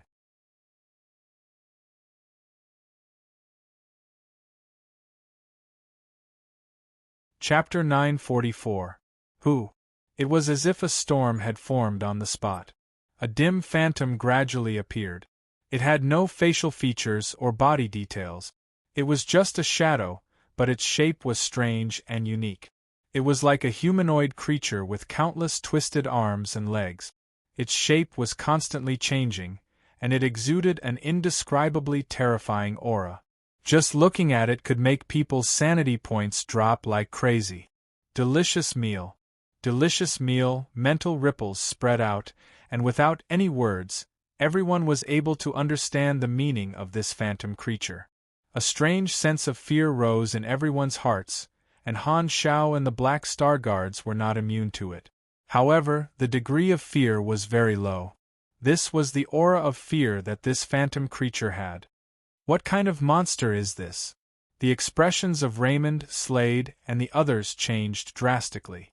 None of them had expected that there would be such a monster hidden in the box of bewitchment. Just looking at this phantom creature caused their hearts to palpitate, and the unique ripples that it gave off made them feel dizzy. A special life form that came from the secondary dimension. They can be understood as parasites that were born along with souls. They feed on the thoughts of the universal consciousness and are one of the reasons for the psychic current in the universe, Han Xiao said calmly. This boss was a special life form from the secondary dimension called Heart-Sucking Demon. The thoughts of all the life forms in the universe formed the universal consciousness, and this life form would lie at the bottom of the universe, sucking on the traces of the universal consciousness. The thoughts of all life forms were like sweet lullabies to the heart-sucking demon. The secondary dimension that they were in was called the bottom of the universal consciousness, and it was the nest of the heart-sucking demons. The number of heart-sucking demons was almost endless, and this heart-sucking demon was a Lord-grade super. It had been captured by a powerful super adventuring in the secondary dimension and sealed there. Han Xiao knew that this heart-sucking demon boss's attacks were mainly focused on the mind. Because it had absorbed the thoughts of countless living beings, it could cause a long period of confusion to its enemies. It had powerful resistance and was almost immune to mind attacks. Most mind attacks were just food for it. Not only would it not deal any damage, but it would also heal itself. It was difficult to deal with. Because of this characteristic, the remains of the heart-sucking demon were a great tonic for the mind. However, the side effects were simply insane. Only psychics and some spirit mages could consume them without any side effect. They could increase the mind's attack and defense in all aspects, and they would also have a chance to cause the Wu Chaos status with every psychic attack. The more remains of the heart-sucking demon were consumed, the higher the chance of the effect being triggered. However, heart-sucking demons were difficult to capture. They only lived in the bottom layer of the subconscious and could not leave. They would sense all outsiders, and even the 3 universal civilizations would find it difficult to establish long-term outposts in this secondary dimension. Therefore, heart-sucking demons rarely appeared in the universe and were extremely rare. The moment this thing broke free, a notification popped up on the interface, and the corresponding boss quest popped up. Crusade against the heart-sucking demon mission introduction. Heart-sucking demon is an extremely dangerous secondary dimension lifeform that feeds on the thoughts of living beings. Due to some reason, this heart-sucking demon was brought into the universe. If left alone, it will become a hidden danger and cause all kinds of mental disasters in the future. Mission requirements: kill the heart-sucking demon. Reward: 10 million EXP. Bonus reward for the highest DPS. Unique talent: mind defense. Talent: magic resistant body, mind defense. Plus 40% psychic resistance. You are immune to chaos and shock statuses. Players would form teams to fight bosses, and the one with the highest DPS would be considered as the kill. Even in the eyes of Han Technician, these two talents were not bad. To the players, they were even more powerful talents. Han Xiao had come here to obtain these two talents.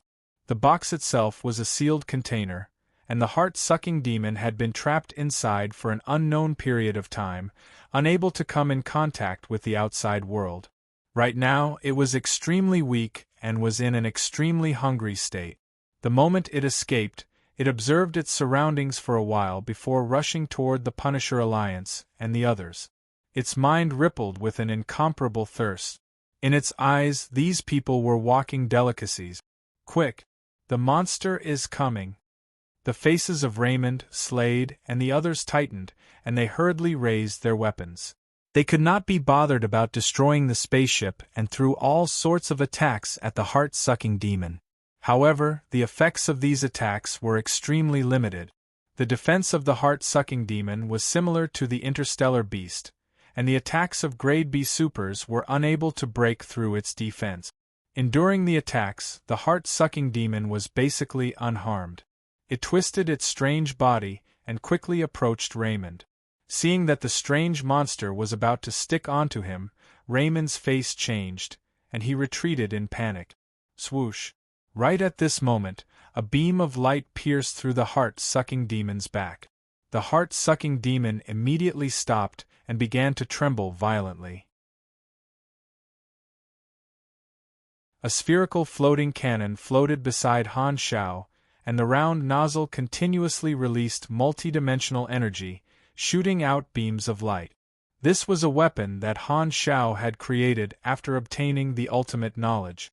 It was extremely useful against secondary dimensional lifeforms and could be used to kill the heart-sucking demon. The beam of light continued to expand within the body of the heart-sucking demon, and Raymond and the others could see that the monster that had withstood their attacks was heavily injured by the beam of light.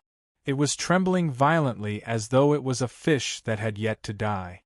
The mental fluctuations of the heart-sucking demon revealed an intense sense of despair and unwillingness. It was as though they were looking at a desperate beast howling in grief, and they could not help but feel pity for it. They had just escaped from the wolf's den and entered the tiger's den. They were too unlucky. Everyone present watched as the heart-sucking demon was filled with light. In the end, like a bubble, it exploded with a pop and disappeared without a trace. Only an irregularly shaped black lump fell to the ground. It was only the size of a palm. This was the remains of the heart-sucking demon. Han Xiao put away the floating cannon, sucked the wreckage into his hands, and threw it to Fiden. It's done. Help me find it and I'll give it to you. You can figure out how to use it yourself. Fu Ding was stunned for a moment. Give it to me? You don't want it? It's useless to me. Han Xiao shook his head. He was a mechanic and would not be able to use the remains of the heart-sucking demon. His only goal was to obtain 2 talent. When he got rid of the heart-sucking demon, the interface had notified him that he had completed the mission. He did not need anything else. Although the resistance of the heart-sucking demon was high, beyond grade as stood at the peak of strength. If it fell into Han Zhao's hands, it would only be an instant kill. Even the interstellar beast in the past would be killed with a single cannon blast from Han Xiao. Speaking of which, I'm already tankier than the interstellar beast. Han Xiaoxin could not help but grumble. Glancing at the members of the Punisher Alliance, Han Xiao did not explain and walked out of the spaceship. Fu Ding shook his head with a smile and quickly followed behind. After interacting with each other for so long, he realized that he was starting to like Han Xiao more and more. As expected of a friend that I'm willing to work for, Raymond and the others subconsciously opened up a path for them. Looking at the backs of Black Star's group, Slade suddenly understood. With such a terrifying monster sealed in the box of bewitchment, if it escapes in the future, we'll be in trouble. Hearing that, all the members of the Punisher Alliance felt as though they understood Black Star's intentions. Black Star knew about the existence of the heart-sucking demon, so he came to eliminate this monster that should not have appeared in the universe? Everyone had personally experienced the terror of the heart-sucking demon. If they were kept in the dark, when the heart-sucking demon escaped in the future, they would definitely suffer heavy casualties. In that case, did that mean that they were indirectly saved by Black Star? To think that they actually misunderstood such a big shot, upon realizing this, Raymond and the others had complicated feelings. They felt both ashamed and grateful. Slade hesitated for a while before making up his mind. He charged out of the spaceship and wanted to chase after Fu Ding to apologize for his attitude. However, the moment he exited the spaceship, he realized that Black Star's group had already left. Seeing this, everyone looked at each other and sighed with complicated expressions on their faces. Black Star's level is too far from ours.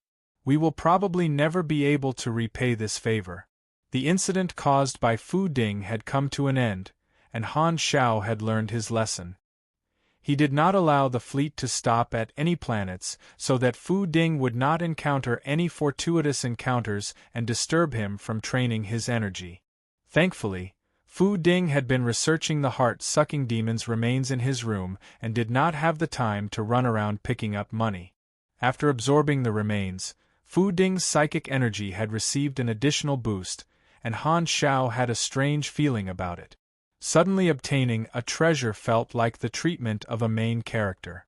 Although I also obtained a talent, I feel that Fu Ding did not lose out. After traveling for a few days, Han Xiao was finally able to focus on training and replenish the last bit of his energy. He used money to increase his maximum energy to 120,000, reaching level 19. Level 300 promotion mission, Abundant Energy and Erudite, was finally completed.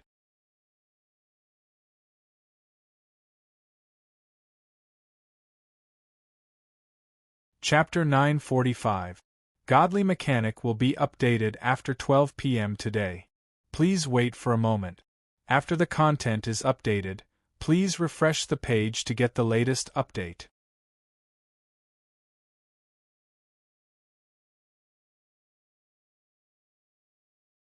Chapter 946.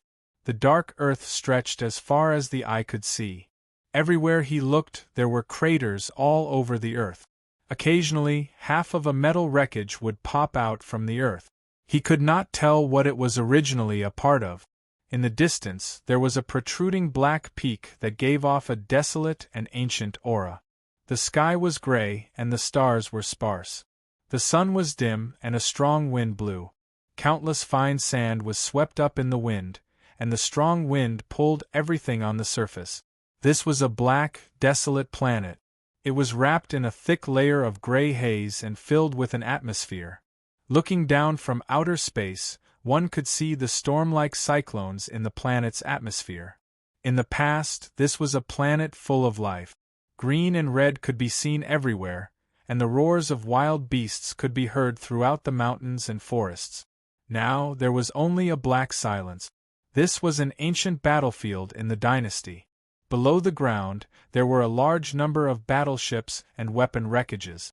Now, the wind and sand had buried the past, leaving only desolation. A black figure walked slowly on the ground, as if it was one with the black background of the ground. This is fine. Han Xiao looked up at the gray sky and knew that the spaceship was waiting for him in outer space. The people on the spaceship were most likely looking at him through the observation window. The commotion caused by the Beyond Grade A promotion would not be small, not to mention that this time, it was the species sublimation and the main class promotion together. It would probably shake the earth and mountains. He was afraid that he would crash during the promotion on the spaceship, so Han Xiao found a relatively nearby uninhabited planet and prepared to complete his level 300 promotion there. Of course, he had already touched Fu Ding before coming, so he was full of confidence at this time. Opening the interface, both the promotion mission and class promotion mission were shown to be completed. Han Xiao calmed down and chose to complete the mission. Level 300 promotion mission completed. Plus 70 end. 1 yendi equals 480 health equals 490 stamina. Every cell contains a huge amount of energy, causing your body to transform. Your genetic code is transforming toward a higher level. You have taken another step on the path of evolution. Your race has been detected as Black Star Race. Exclusive race unable to be changed. Randomly drawing 5 matching evolutionary directions. Drawing. Drawing complete. Please select 2 races from the following 5 options to obtain a talent respectively. 1. Void God's Envoy, Human Form. 2. Endless Multiplication Mutant, Group Consciousness. 3. Void Grand Priest, Human Form. 4.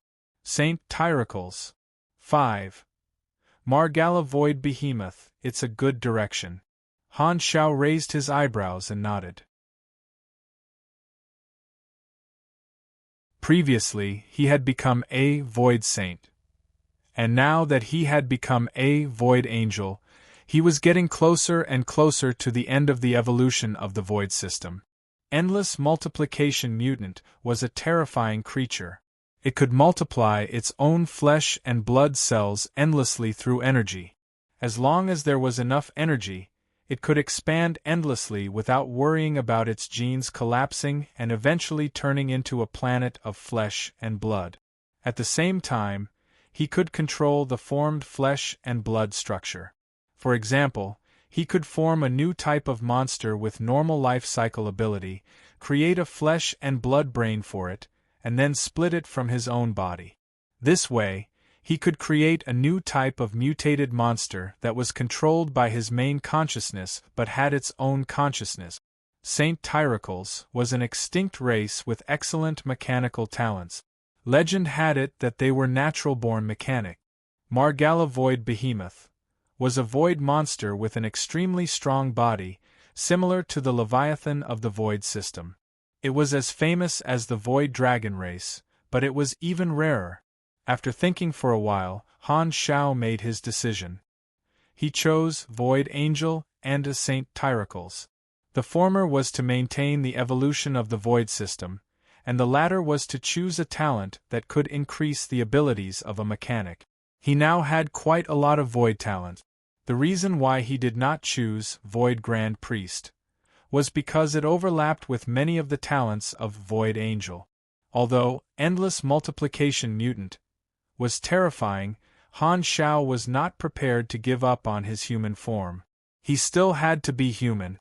Margalla Void Behemoth was famous for being a tank. It was not that Han Xiao was arrogant, but he felt that he was already a top-notch tank in this aspect, and there was no need to increase his ability to take a beating. All the talents of the 2 races were displayed before him, and he could choose one of them. Han Xiao looked at it for a while and made his choice. You have received a new talent, Void God Power. You have received a new talent, Tyracles Mechanical Legacy. Void God Power. Your understanding of the Void dimension has reached a whole new level. You can control the Void energy in a more efficient way, cleanse yourself, and increase your attributes in all aspects. Current total enhancement, plus 900 STR, plus 30% ability power. Tyracles Mechanical Legacy. The experience of mechanics is the inherited memory of the Saint Tyracles race. The Saint Tyracles race has excellent talent in the mechanic class. The cost of leveling up any mechanic class skill will be reduced by 20%, including but not limited to mechanic class skills, blueprint skills, and so on. The inherited memory of the Saint Tyracles race records their unique technological achievements. When the total level reaches LV20, LV60, LV100, LV160, LV200, LV260, LV320, and LV360, special race blueprints will be unlocked. Boom! His brain was spinning rapidly, and the void energy kept washing his body. It was as if he had been attacked by ice and fire at the same time, cold and hot. Your Black Star race talent, Mechanical Genius, has been improved. Mechanical Genius. Total machinery affinity has increased from 1.15x to 1.25x. Mechanical creation performance bonus has increased from 30% to 40%. All mechanic class skills will be increased by 1 level. Your life has been improved. Your molecular structure has been improved. Your organ structure has been strengthened. Your metabolism has been changed. The potential of the Black Star race has been increased. You have received bonus stats. Plus 334 STR, plus 320 DX, plus 470 YND, plus 767 NT, plus 580 MYS, plus 205 CHA, plus 8,000 energy. Energy realm bonus stats have been changed. Every single cell in his body was vibrating, pumping out waves of energy. The tremendous waves they emitted directly affected the entire planet's environment. It was as if his entire body had become the eye of the storm. With him as the center, the planet's atmosphere formed the eye of the storm. In the fleet in outer space, Aurora, Fu Ding, Hardaway, and all the Black Star guards were standing in front of the observation window, observing the environmental changes Han Xiao was causing on the planet. What a terrifying high-energy reaction! Has His Excellency Black Star grown yet again? At his level, he can still increase his strength in such a short time? Hardaway was shocked. Although I've known him for a long time, he never fails to amaze me. Fu Ding shook his head. How can there be such a talented person in this world? He's practically a natural-born super. I've never heard of a beyond grade A who grows so quickly. Hardaway's tone was both shocked and jealous. He had fought for a long time to become a beyond grade A, but he had yet to achieve his wish. On the other hand, Black Star was not only the fastest person in history to reach beyond grade A from 0, but he was also able to maintain a rapid growth in strength after entering beyond grade A. This was simply unheard of. Comparisons are odious. Hadavi had a look of envy and jealousy on his face. Not only him, but the other Black Star guards were also shocked. Such a growth speed was simply unimaginable. Aurora clenched her fists nervously. Her palms were sweaty.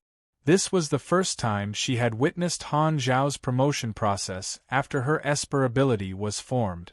In her perception, Black Star's life force soared like a rocket, completely different from the common sense of beyond grade A. She could not help but be on tenterhooks, afraid that Han Zhao's promotion would fail. She was even prepared to consume 99% of her life force to help Han Xiao.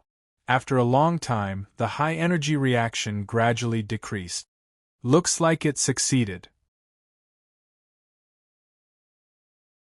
Just as everyone was about to heave a sigh of relief, they were shocked to find that the high-energy reaction that had just decreased suddenly soared again, instantly breaking through the previous highest level. It rose and fell like their blood pressure. A new storm appeared again. He just completed his promotion, and now it's happening again? Everyone was dumbfounded. They felt as if their worldview had been shattered. At this time, Han Xiao, who was in the center of the planetary storm, had already confirmed his class advancement on the interface. Your class advancement mission has been completed.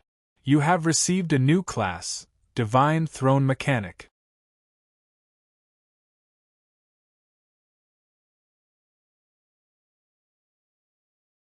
Chapter 947.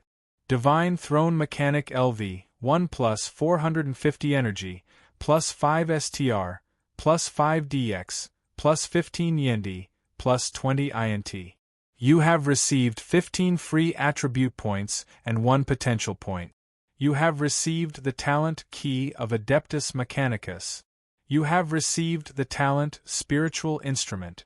You have received the talent Mechanical Force Enhancement, Creator's Heart. You have learned the ability Universal Simulation. You have learned the ability Dimension Factory. You have learned the ability Virtual Paramount. You have learned the ability Mechanical Tinder Proliferation. You have learned the ability Mechanical Civilization Enhancement. You have learned the ability Apostle Evolution. You have learned the ability Fusion, Mechanical Deity. You have learned the blueprint Divine Mechanical Throne. All of your virtual technology skills and talents have their effects increased by 50%. A series of notifications popped up on the interface, dazzling Han Shao. The surging energy spread out again, and with Han Shao at the center, it formed an enormous tornado. Looking down from space, it looked like a pot of gray soup being stirred. Divine Throne Mechanic was a stage of transformation.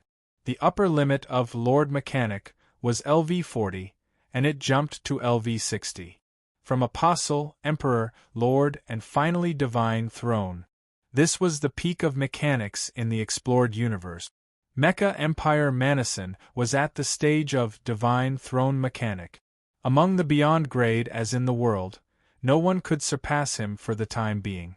At this level, all of his abilities had undergone a transformation.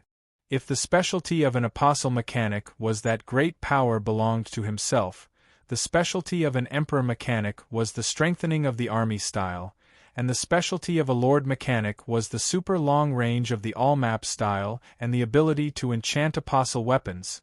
Then the specialty of a Divine Throne Mechanic was that it had greatly strengthened the foundation of the three and pointed out a new direction.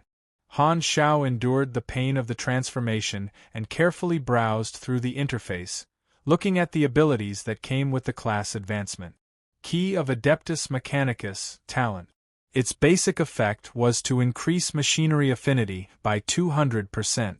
Its core effect was to establish his own machinery faith. As long as there were believers worshipping him as the god of machinery, he would receive feedback. The more believers he had, the stronger the feedback. There were many religions in the universe, and any Tom, Dick, and Harry could have believers. The machinery faith was a special religion in the universe, fanatically worshipping machinery and technology. It was a unity of materialism and idealism, worshipping every powerful mechanic and worshipping them as the god of machinery. Ever since Han Shao had done so many things, he had actually gained a large number of believers of the machinery faith. Now these believers could receive some feedback from him, believing in a beyond grade A mechanic who had the key of Adeptus Mechanicus, could increase their machinery affinity. Manison had always been the main target of worship for the current machinery faith, and he had obtained a huge amount of power from his believers. Now Han Shao also had the right to obtain power from his believers. To put it bluntly, this was like harvesting leek. This was something that Han Technician knew very well. The Spirit Instrument talent increased the success rate of gold grade blueprint. If he could create Universal Treasure gold grade equipment, he would receive additional bonuses. In Han Zhao's previous life, there was a saying that was widely spread on the forums that the 5 super systems represented the 5 directions of a true god. The pugilist system represented the body, the psychic system represented the mind, the mage system represented the control of the rules, the esper system represented the supernatural powers, and the mechanic system represented the equipment of the gods. Although this saying did not have any theoretical basis, it was indeed very interesting and made one's imagination run wild. Mechanical Force Ascension, Creator's Heart, was a core talent that increased machinery affinity by 450%, machinery production efficiency by 300%, and machinery creation performance by 40%. Just like Mechanical Force Ascension, Apostle's Body, This was also an ability that allowed his mechanical force attributes to transform. At the same time, this talent also provided stronger personal attribute. According to the level of all mechanic skills, including blueprint skills, it would provide free attribute point. A single skill would give 1 point, level 7 would give 2 points, and level 10 would give 3 points. Currently, Han Zhao's official mechanic skills were all at the maximum level, which provided him 189 free attribute point. He also had thousands of blueprint skills, most of which were obtained through gambling and had not been upgraded. Among them, the blueprints that met the requirements provided him with a total of 2,128 free attribute points, which added up to 2,317 free attribute points. Although the total was not as good as all his attributes, he could freely add points to them. Furthermore, compared to the attributes that he would receive during his promotion, this skill had a very high growth rate. It provided him with a new way to obtain free attribute points. This was a channel for mechanics to convert knowledge. Knowledge was power, and the more he learned, the stronger he would be. Apart from these 3 talents, the new skills were basically all the cores of Divine Throne Mechanic. Universal Simulation was not a combat skill but a creation skill.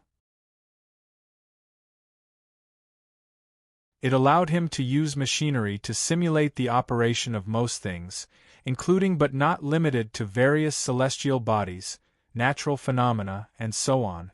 Other than the limitation of materials, it was like a creator.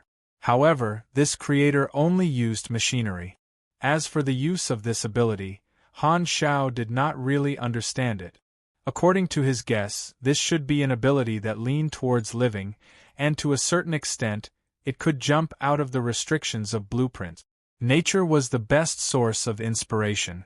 Since ancient times, almost all civilizations that developed naturally had their starting point of technology imitating nature. Dimension Factory had similar functions to the secondary dimension army of the Emperor Mechanic. However, the difference was that the Dimension Factory was equivalent to opening up a logistics base in a secondary dimension. During war, the factory could be brought along at any time to collect the abandoned parts on the battlefield and reforge them. It could be used to create and repair machinery endlessly. The newly created machinery could be used on the battlefield immediately, and targeted equipment could be created on the spot. It was much stronger than the simple waste modification and advanced machinery construction, and its endurance was greatly increased. With the Dimension Factory, the Lord Mechanic's all-map fighting style would become complete. He would not have to worry about not having enough logistical support no matter where he went.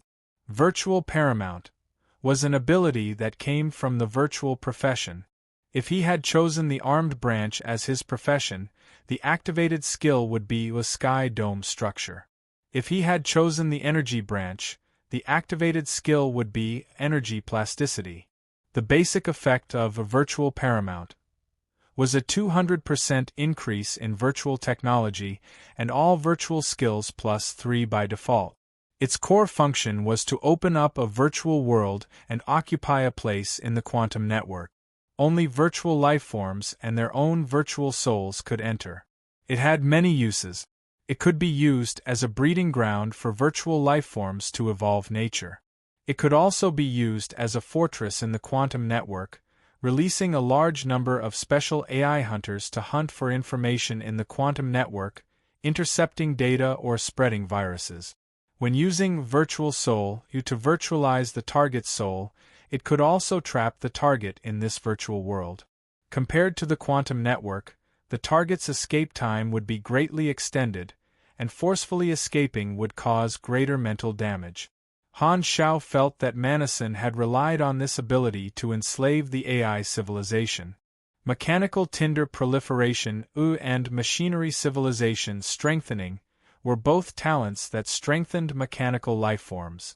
The former increased the efficiency of one's transformation into mechanical lifeforms, increasing the effect of tinder awakening. The latter strengthened one's subordinate mechanical lifeforms in many ways.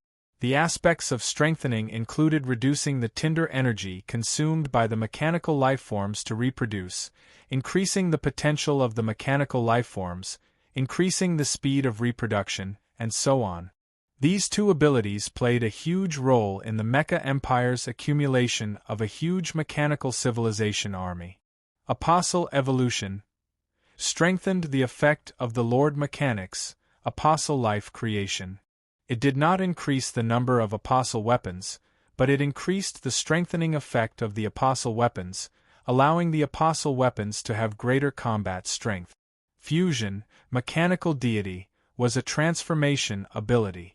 With the main body or the Lord's avatar as the core, the scattered mech legion would be merged into one, forming an extremely huge mechanical construct. It would become an extension of one's own body, controlling this super big guy to fight. As long as there were enough mech legion, it was not impossible for it to reach the size of a planet. This was a different kind of planetary construction project. This big guy had all the functions of the fusion machinery, and its attributes were extremely terrifying. It could traverse the universe with its huge body. This was the mechanical deity. The last blueprint, a divine mechanical throne, was a special equipment. It was a floating mechanical throne, similar to the one Han Shao had created in the past. However, this one had a special effect. Sitting on it could increase one's machinery affinity, obtaining a 1x increase in machinery affinity.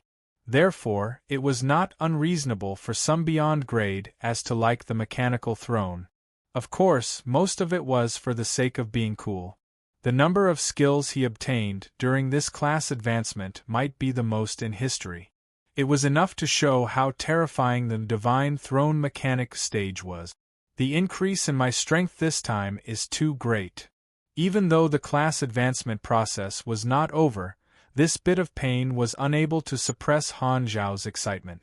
After completing the level 300 promotion and class advancement, he had truly stepped onto the level of ES God, the Mecha Empire, and the Dark Emperor.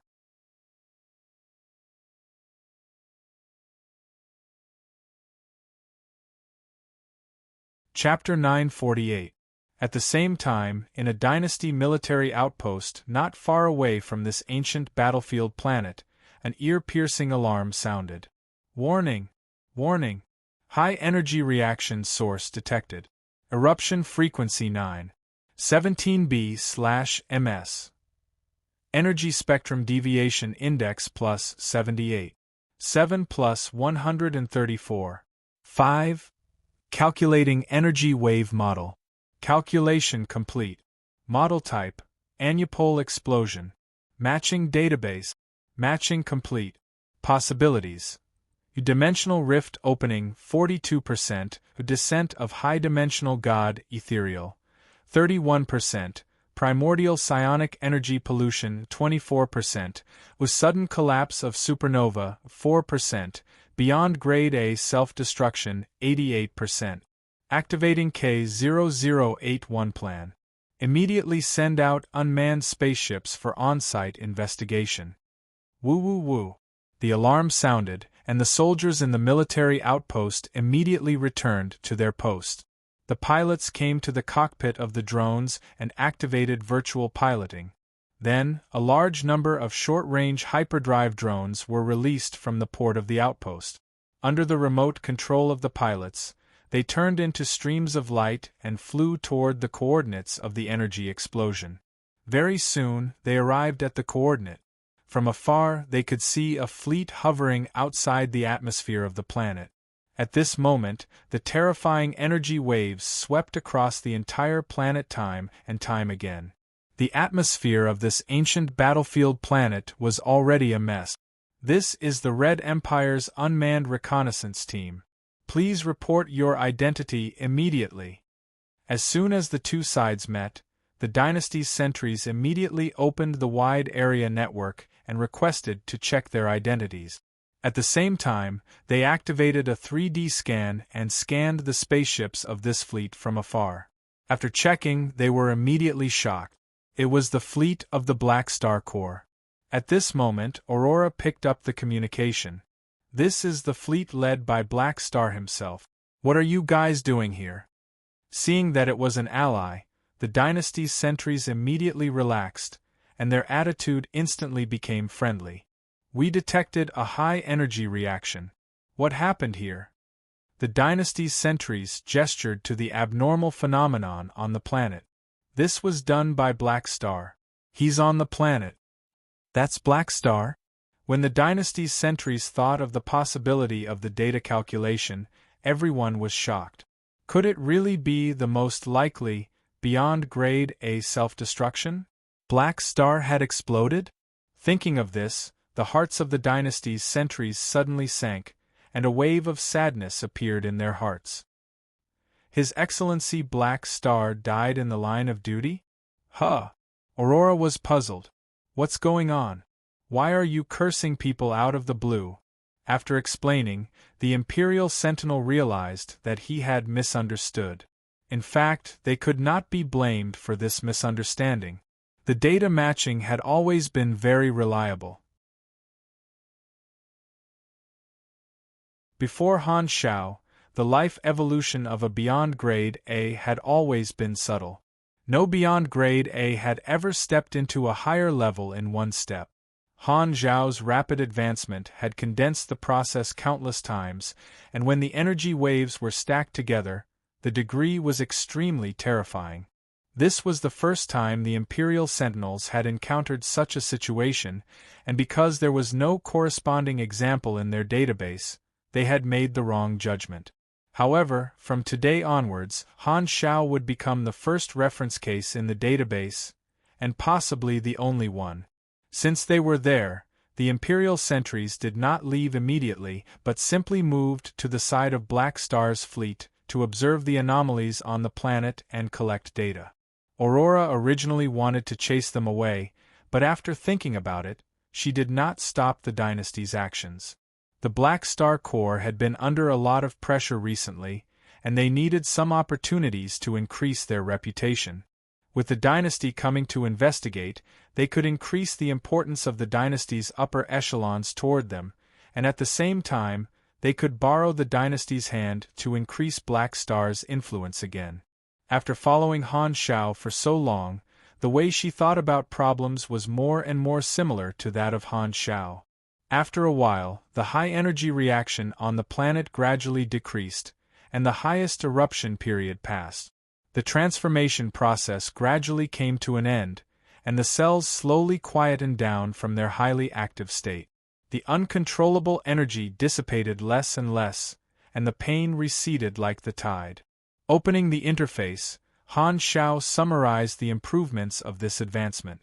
First, in terms of race enhancement, the Black Spirit race's unique talent had increased, bringing more bonuses. One should not underestimate the increase of 0.1x total affinity.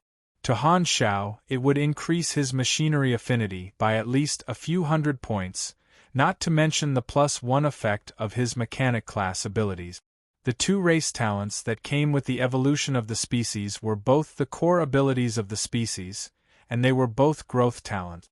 Void Divine Power gave him a total of 4,500 attribute points and a 30% increase in ability strength. This was also one of the abilities that came with the evolution of the Void race. Tyracle's Mechanical Legacy currently gave him a 360% increase in machinery affinity. However, the core of this talent was the unique blueprints that were unlocked at different levels. These were the essence of the research accumulated by the species. Han Shao flipped through some of the unique blueprints, and they were all very high-quality equipment. He expanded his blueprint library, and there were a few technologies that even surprised him. He still needed to slowly digest them. The Saint Tyracle's race perished during the exploration era, and the reason was similar to the evolutionary civilization. However, their information was not lost. Most of the technology left behind by this civilization was received and digested by the Radiant Federation, allowing the Radiant Federation to add a thick branch to their technology tree. It was said that when they were building the multidimensional sky-opening transportation device, they had borrowed a portion of the St. Tyrical's race's technology. The unique blueprints unlocked at level 300 involved many fields, and they were all very difficult to create. However, there were no blueprints for gold equipment among them. Han Xiao estimated that the blueprints for universal treasures of the St. Tyrical's race would only appear when he unlocked them at level 360. In terms of class advancement, he was already on the same starting line as Mecha Empire Manison, but there was still a gap between them. What the Divine Throne Mechanic had, Manison had, and what Manison had, Han Xiao did not. For example, the perfect mechanical sense that he could not forget and his unique talent. However, in terms of being a tank, Han Xiao was far superior to Manison. Although his mechanical abilities were inferior to Manison's, his other abilities had closed the gap between the two of them. However, due to the existence of the key of Mecha Faith, the talent, the true strength of the Mecha Empire was unfathomable. After so many years, he had always been recognized as the top mechanic in the explored universe. He had gathered countless believers of the Mecha Faith, and his position was unshakable. Out of 10 units of believers, he alone had 8 units. The key of Mecha Faith was an all-round improvement. Be it his basic attributes, machinery affinity, manufacturing efficiency, creation performance, or ability strength, he could obtain a percentage increase from it. Thinking about the huge believers of the Mecha Empire, Han Xiao felt pressured. Only when he reached the level of others could he truly understand how strong they were. If I want to fully utilize the effects of this talent, I'll have to fight with the Mecha Empire for my position in the Mecha Faith. Only by competing with them in terms of machinery will I be able to snatch away the believers on their side. Han Xiao shook his head. He originally did not want to provoke Manison, but Manison had already become an obstacle in his path. Once Manison knows that I've reached this level, he'll probably see me as an obstacle as well. A mountain cannot hold 2 tigers. It's still too early to say all this. I still need a lot of time to familiarize myself with my new ability. It's not the time to fight with Manison yet. Han Xiao exhaled, suppressed his worries, and browsed through his new ability again. At the same time, he threw all the free attribute points from Mechanical Force Sublimation, Creator's Heart, into Intelligence. After completing this step, Han Xiao took a look at the entire attribute panel. Level 301 Main Class, Mechanic Race, Black Star Race Attributes, 6736 STR, 6405 DX, 9664 YND, 17453 INT, 5230 MYS, 1368 CHA, 1 LUK free attribute points, 15 potential points, 7 health, 9 695 991 stamina, 7 832 880 energy, 128,452 LV, 19 LV, 19 energy bonus, plus 2026 STR, plus 2488 DX, plus 3120 YND, plus 3425 INT, plus 1923 MYS, plus 681520 stamina limit, plus 2712% machinery affinity, super electromagnetic induction, energy rank, 71130 grade, SS rank S bonus points, plus 100 YND, plus 35% all resistances, plus 32%. Highest attribute, plus 20% other attributes, plus 750 free attribute points, and plus 50 potential points. Hiss! Seeing the huge changes in his attributes interface, Han Xiaoxin took in a deep breath. When he was at level 280, his energy rank was about 55,000, and it had increased by almost 20,000. This was not all because of this promotion. During this period of time, he had learned all the class knowledges, activated the additional talents, obtained heroic wrists from the Dragon Emperor, and increased his energy to level 19. All of these factors combined to give him such a huge increase in strength. The changes to his attributes were also very frightening. His intelligence had almost doubled, and this included the 2,000 points given by Omnipotent Mechanic, the 1,600 points given by Divine Void Power, and the 2,300 free attribute points given by Mechanical Force Sublimation, Creator's Heart. His stamina had also improved, and his health was close to 10 million. Among all the beyond grade as he knew, only the old dragon had more health than him. Even Tai Tai had to step aside. My grade has reached SS. Han Xiao nodded. With the increase in his energy rank, his grade S bonuses also increased. His stamina bonus went from 50 to 100, and his other effects were also increased. This grade was commonly known as the peak of beyond grade A. SS was higher than S+, but it still belonged to grade S and was not a qualitative change from the calamity grade to the beyond grade A. What ES God wanted was to break through the boundary of grade SS and open up a whole new level of combat strength. Han Xiao looked at the upgrade cost, and as expected, it had increased greatly.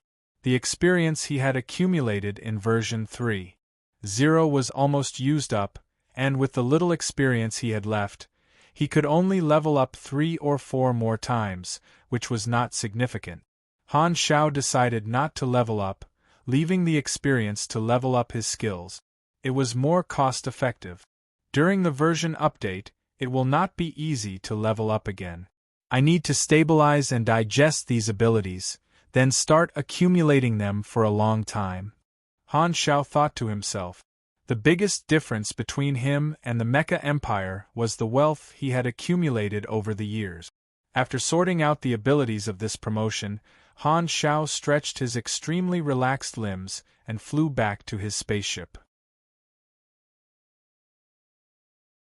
Many officers had been waiting there for a long time, and they all stared at him with a mixture of shock, envy, and surprise. Han Zhao's evolution process had really overturned everyone's understanding, leaving a shock in their hearts. How did you do it? Hardaway could not help but ask, his eyes glowing like a wolf, as though he could not wait to strip Han Xiao naked and examine him carefully from the inside out to see which part was different from the others. Han Xiao glanced at him and said, "If you had used the time you spent playing cards to train, you might have become a beyond grade A super long ago." "Like hell I'd believe you." Hardaway was furious. Aurora pursed her lips and said worriedly, "Will there be any side effects?" She felt that such a method of evolution was against common sense, and it was too intense. There might be negative consequences. After effects, Han Xiao pondered. If becoming handsome counts as after effects, I might be beyond cure. Shut up. Aurora rolled her eyes. Although you're indeed very charming, I still have to say, I've never seen such a shameless person before. However, the worry in her heart was also reduced by quite a bit. Black Star knew what she was capable of. If there was really something wrong, he would have pestered her for the life essence long ago. Fu Ding walked forward and hugged Han Xiao lightly, smiling from the bottom of his heart. Congratulations! During the Secret War, he had witnessed Han Xiao enter the Beyond Grade A Super from the Calamity Grade, and he was the only person present who was calm. His trust in Han Xiao's potential was far beyond what others could imagine. At this time, the dynasty's sentry fleet also sent a message of greeting. "Greetings, Your Excellency Black Star. Oh, when did you guys arrive?" Han Xiao was immersed in his new ability and did not notice. "We've been here for quite a while." The dynasty's sentry hesitated. "Your Excellency Black Star, what happened to you just now?" "Hee, it's not a big deal. My strength has increased a little." Han Xiao chuckled. Hearing this, the dynasty's sentry was speechless. "Such a huge commotion, and you're telling me it's only a little?" Do you think I'm a 50-year-old kid? The dynasty's sentry suppressed the ridicule in his heart and asked carefully, Your Excellency Black Star, we'll report the situation here truthfully. Do you have any objections? If it were any other time, he would have directly reported it according to the procedure. However, after witnessing the entire process of Han Zhao's promotion, he did not dare not ask for Han Zhao's opinion. Han Zhao nodded and did not mind. It doesn't matter. Just report it truthfully. In any case, he could not hide this matter. He could not wait for the upper echelons of the dynasty to know that his strength had increased again. It would be even better if the dynasty could give him more money. The dynasty's sentry was overjoyed. He thanked him and left the place, turning into a hyperdrive stream of light. Watching the dynasty's reconnaissance team leave, Han Zhao retracted his gaze and narrowed his eyes, which flashed with a sharp light. Since he had completed his advancement, it was time to follow his original plan and deal with the tyrant, so that he wouldn't get any worse. It was a good opportunity to test how strong he had become. Humph, little Tai Tai, I'm coming to play with you. Shattered Star Ring, Black Star Corps Headquarters, Army Commander's exclusive mechanical warehouse. In the dark and silent room, the sound of a mechanical device opening suddenly sounded. Chi. An equipment maintenance box was opened from inside, and two dazzling lights appeared from the darkness. A mechanical body walked out. Its eyes were shining like the sun, carrying Han Zhao's consciousness. Looking back, it flicked its finger, and a dazzling blue-gold mechanical force flowed out, activating all the equipment boxes in the warehouse. Ka. Boxes after boxes were opened one after another, and all the stored mechanical soldiers were activated, walking out one by one. The mechanical body walked out of the warehouse with the reserve mech legion. The Lord had descended. At the same time, in Bloodshed Land clank, the two wine glasses collided with each other, making a crisp sound. The wine in the glasses swirled and swayed. In the middle of the hall was a long, luxurious dining table filled with sumptuous dishes.